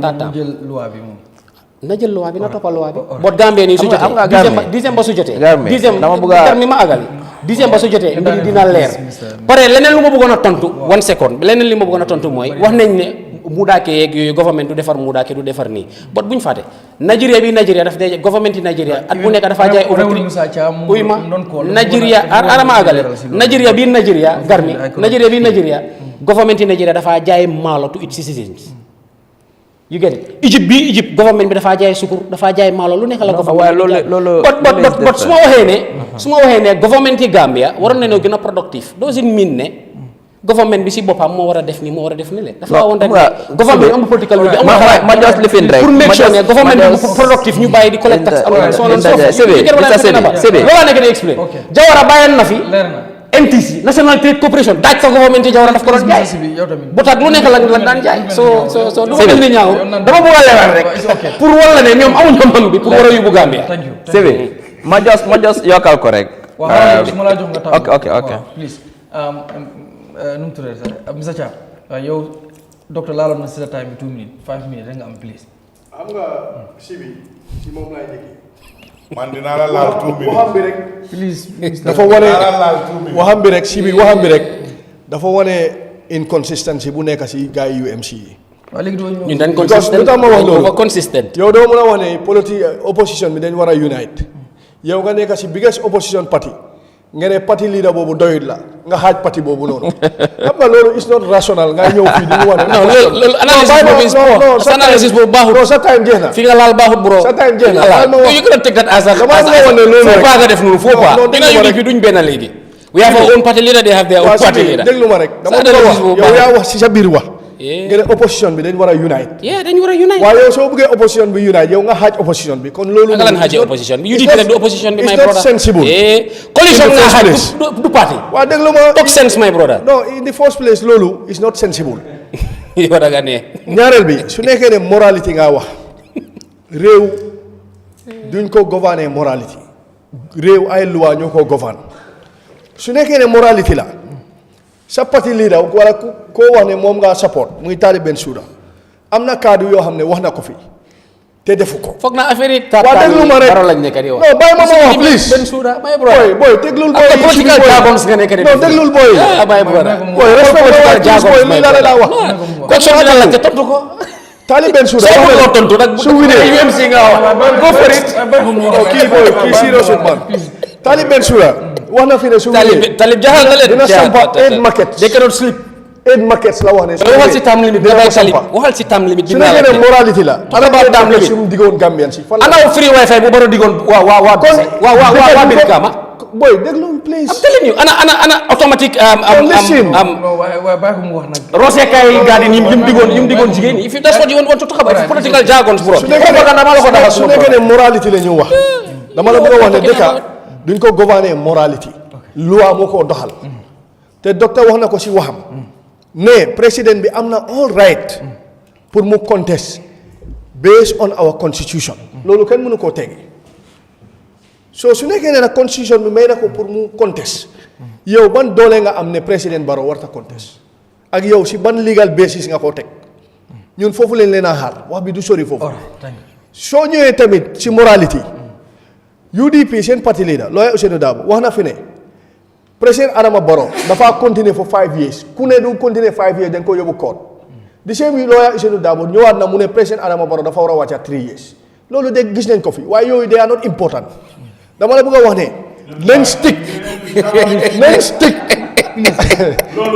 waaw déglu ma rek ñëw dama la bëgg a wax ne yow naa ko bàyyi yow xam nga yéen a wax président Barrow gis nga ñun dañ démocrate mu ne ma respect Barrow moom respect gu Darboe yaa ngi screenshot gis nga non lii laa dee wax moom gis nga NPP ak suñ coalition bi ñun ñu waa démocrate mun ne naa toog ngeen di wax ñuy jël waaye suñ bëggee wax daw leen di déglu loolu rek dafa wane ne ñii duñ leen mun a jox réew da ngaa tontu li nga laajte da ngaa tontu li nga laajte léegi soo ñëwee si wàlli coalition non Garmi même ma Garmi soo ñëwee si wàlli coalition ñun coalition bu ñu am Garmi yow time bi dafa jeex formidable coalition in this country Ban coalition?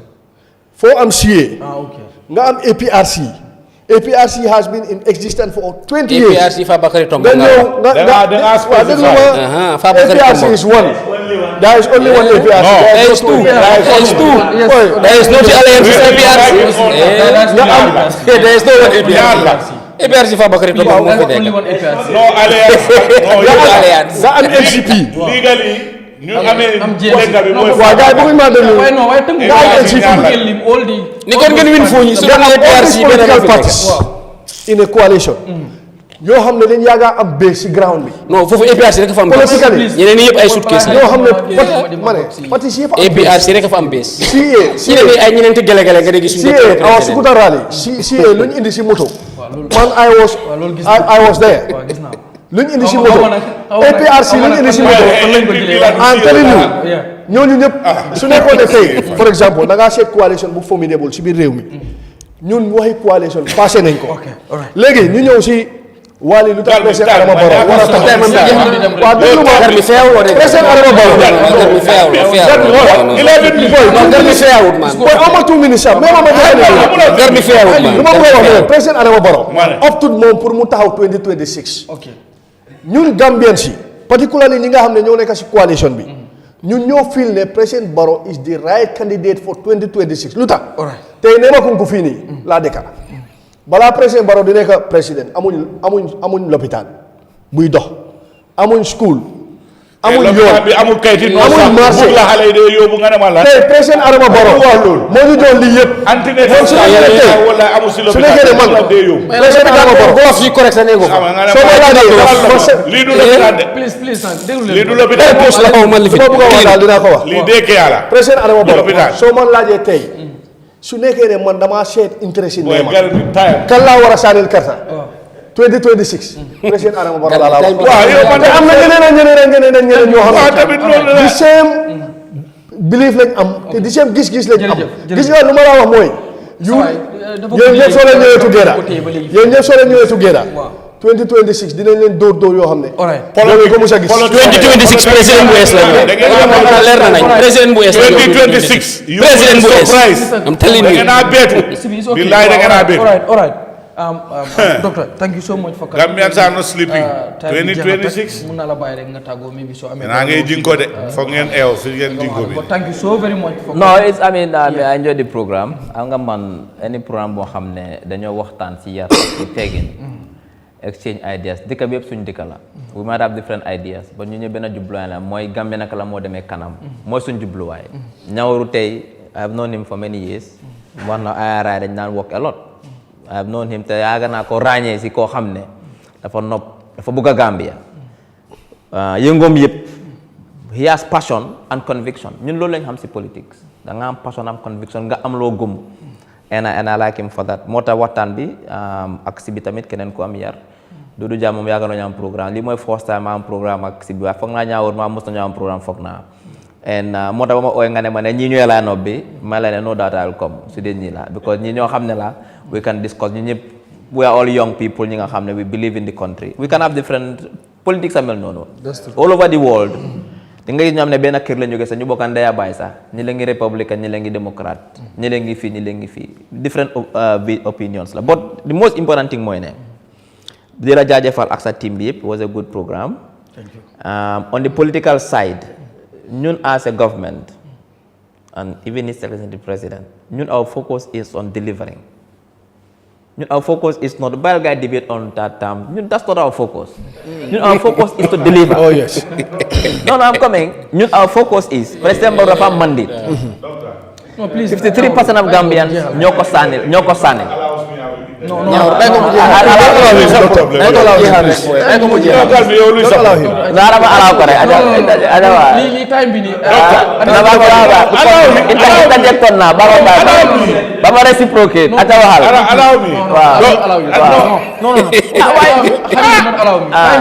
Okay, that's fine. Okay. So luma moyne. Ñun as a government.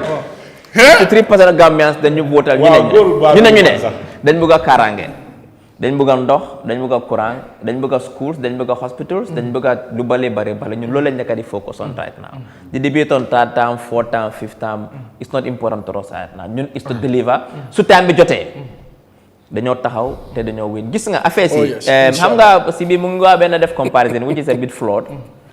In the National Assembly local government, we saw the results. You understand that National Assembly is more personal. If you mistake in choosing your candidate, right, then you are punished. No, don't want to compare presidential.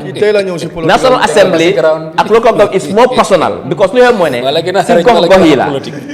the end of the day, fuma moy. Election bu 2026 5th of December. Lolo is a foregone conclusion. Oh yes, inshallah. And I can tell you, in fact, Mr. Sibi contradict na bopam si wax. Mu ne 2020 nga am président bu es. Bu after mu ne without a coalition, fo ñep nek bolé pour ñu mëna génné président bu. So if that doesn't, it means that automatically is telling me that if there is no coalition, there will be no new president. And there will be coalition, Honorable Minister. No, for the coalition mom. It's a done deal. Man, the worst defeat. I can tell you one thing. For NPP 200,000 votes don't come. Hello, UDP. Didn't answer 100,000 votes. Kalta sotola. Just to Daniel, debate is good. Temange look forward to. Just finally, Bala election. Can organize a debate like this because Gambians see they are tired of the promise. Political leaders we have to tell people naka lañ ko defé. Inshallah. Na UDP ñu wax ñu la moy sen policy in certain sectors. UMC the same thing. UMC sa fogg man ñom san nañ ko mix elections so. Baña mix elections. Dañ ko make de ñun. Honorable Minister dañ ko over make. Amul fen fo leen di jaaré. Dama gaay mo waaw. Ñun dañ ko mix. No dañ ko mix bobu mo. La just quick suñ candidate bi so leen ko bëggut mu ñëw sañu indi keneen te dinañ leen duma ku mun sa morom duma loolu la président bi wax di it's okay bëgguma am ñaari ñaaw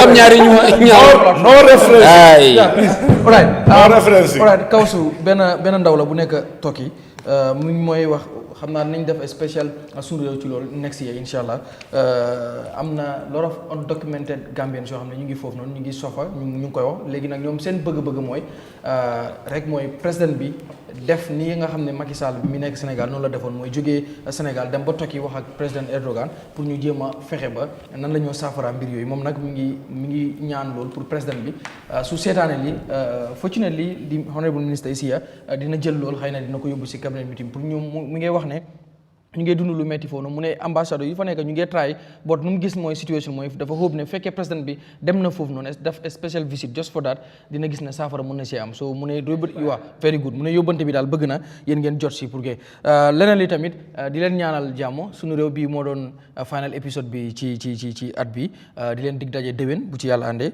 of course su ma ne déwén mooy ajuma buy ñëw wala bu delsee wala alarba buy ñëw bu delsee ñu daje waat fii waxtaanee waat tolluwaayu réew mi gërëm leen bu baax a baax ànd bi yàggoon na lool atum lëmb la ñu ci ànd every Wednesday night ñu nekk fi wax ji bari léeg-léeg coow bi suñu panélistes yi ak yooyu noonu yëpp bot lépp lu fi mën a am rek ñu ngi jéggalu nit moo matut bot lu ñu ci jublu rek mooy sunu réew la ñu toog fi debate bu ñu sañoon réew mi yëpp dañu ñëw toog fii tey ñu waxtaanee réew mi ndax sunu réew la bot loolu muntu nekk moo tax ñi nga xam ne yàlla def ñu nattoo ñuy feeñ every week muy ñoom Sibi ñoom Abdoulaye Thiam ñoom Doudou Dia ñoom Ñaawru Koma ñoom ñëpp di leen gërëm ñëpp Abdoulaye Bojang gërëm panélistes yëpp daal Mamadou Kourang all Sunu Réew panélistes ku fi mos a jaar ñoom Galas ñoom Omar Saybo ñëpp gërëm nañ leen bu baax a baax yenn feedback yu nga xam ne jot nañ ko ñu ngi wax ne suñu panélistes yi daal dañ dee sëgg si seen téléphone yi rek bu ñu sañoon daal dañ bëgg a ñuy teg fu nii ñoom tamit di mën a concentrer ñoom loolu daal wax nañ ko ñu ne loolu ñoom ñoo ko wax waaye loolu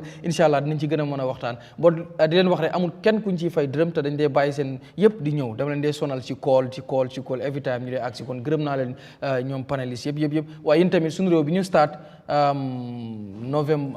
October 24 2024 ni ñu starté woon xam ngeen nu mu demee waaye tey bu programme bi demee fii ba bokk ci programme bi nga xam ne moom la réew mi di gën a seetaan liggéey la boo xam ne bëri na waaye yéen a ko def yéen la waaye dama ànd ak team boo xam ne team bu dynamique la team boo xam ne ñoo ma gën a bëgg lu may def sax muy Aboubacar Manga moom mi nga xam ne dafaa toog du ñu film nekk si biir studio bi ba pare di seetaanal Sunu Réew si biir téléphone bi loolu su ma la waxee dafay nekk lu foni boot lu mu bëgg Sunu Réew la nga am Khadija si jigéen bu man góor dafay nekk every time si control room bi Bousséri Kanté setup bi ñoom passé nii ñëpp ñu ngi leen di gërëm bu baax a baax Moussa Kanté mooy suñu number one sponsor suñu ndox yi yëpp ñoo moo koy jënd every week mooy jënd suñu ndox bi doo this time bii dama ko leb boo ko fayut Moussa bii leb la joxuloo ma xaalis anyway am jokin def ñu dama koy sonal ndox mi every time muy make sure ne ndox bi ñëw na mais bi dinañ jéem a xool ni ñuy amee ay sponsor ay sponsor non waaw kay yaa ngi may please may ma so maa ngi gërëm tamit ñi nga xam ne ñoo ma dee ñëwal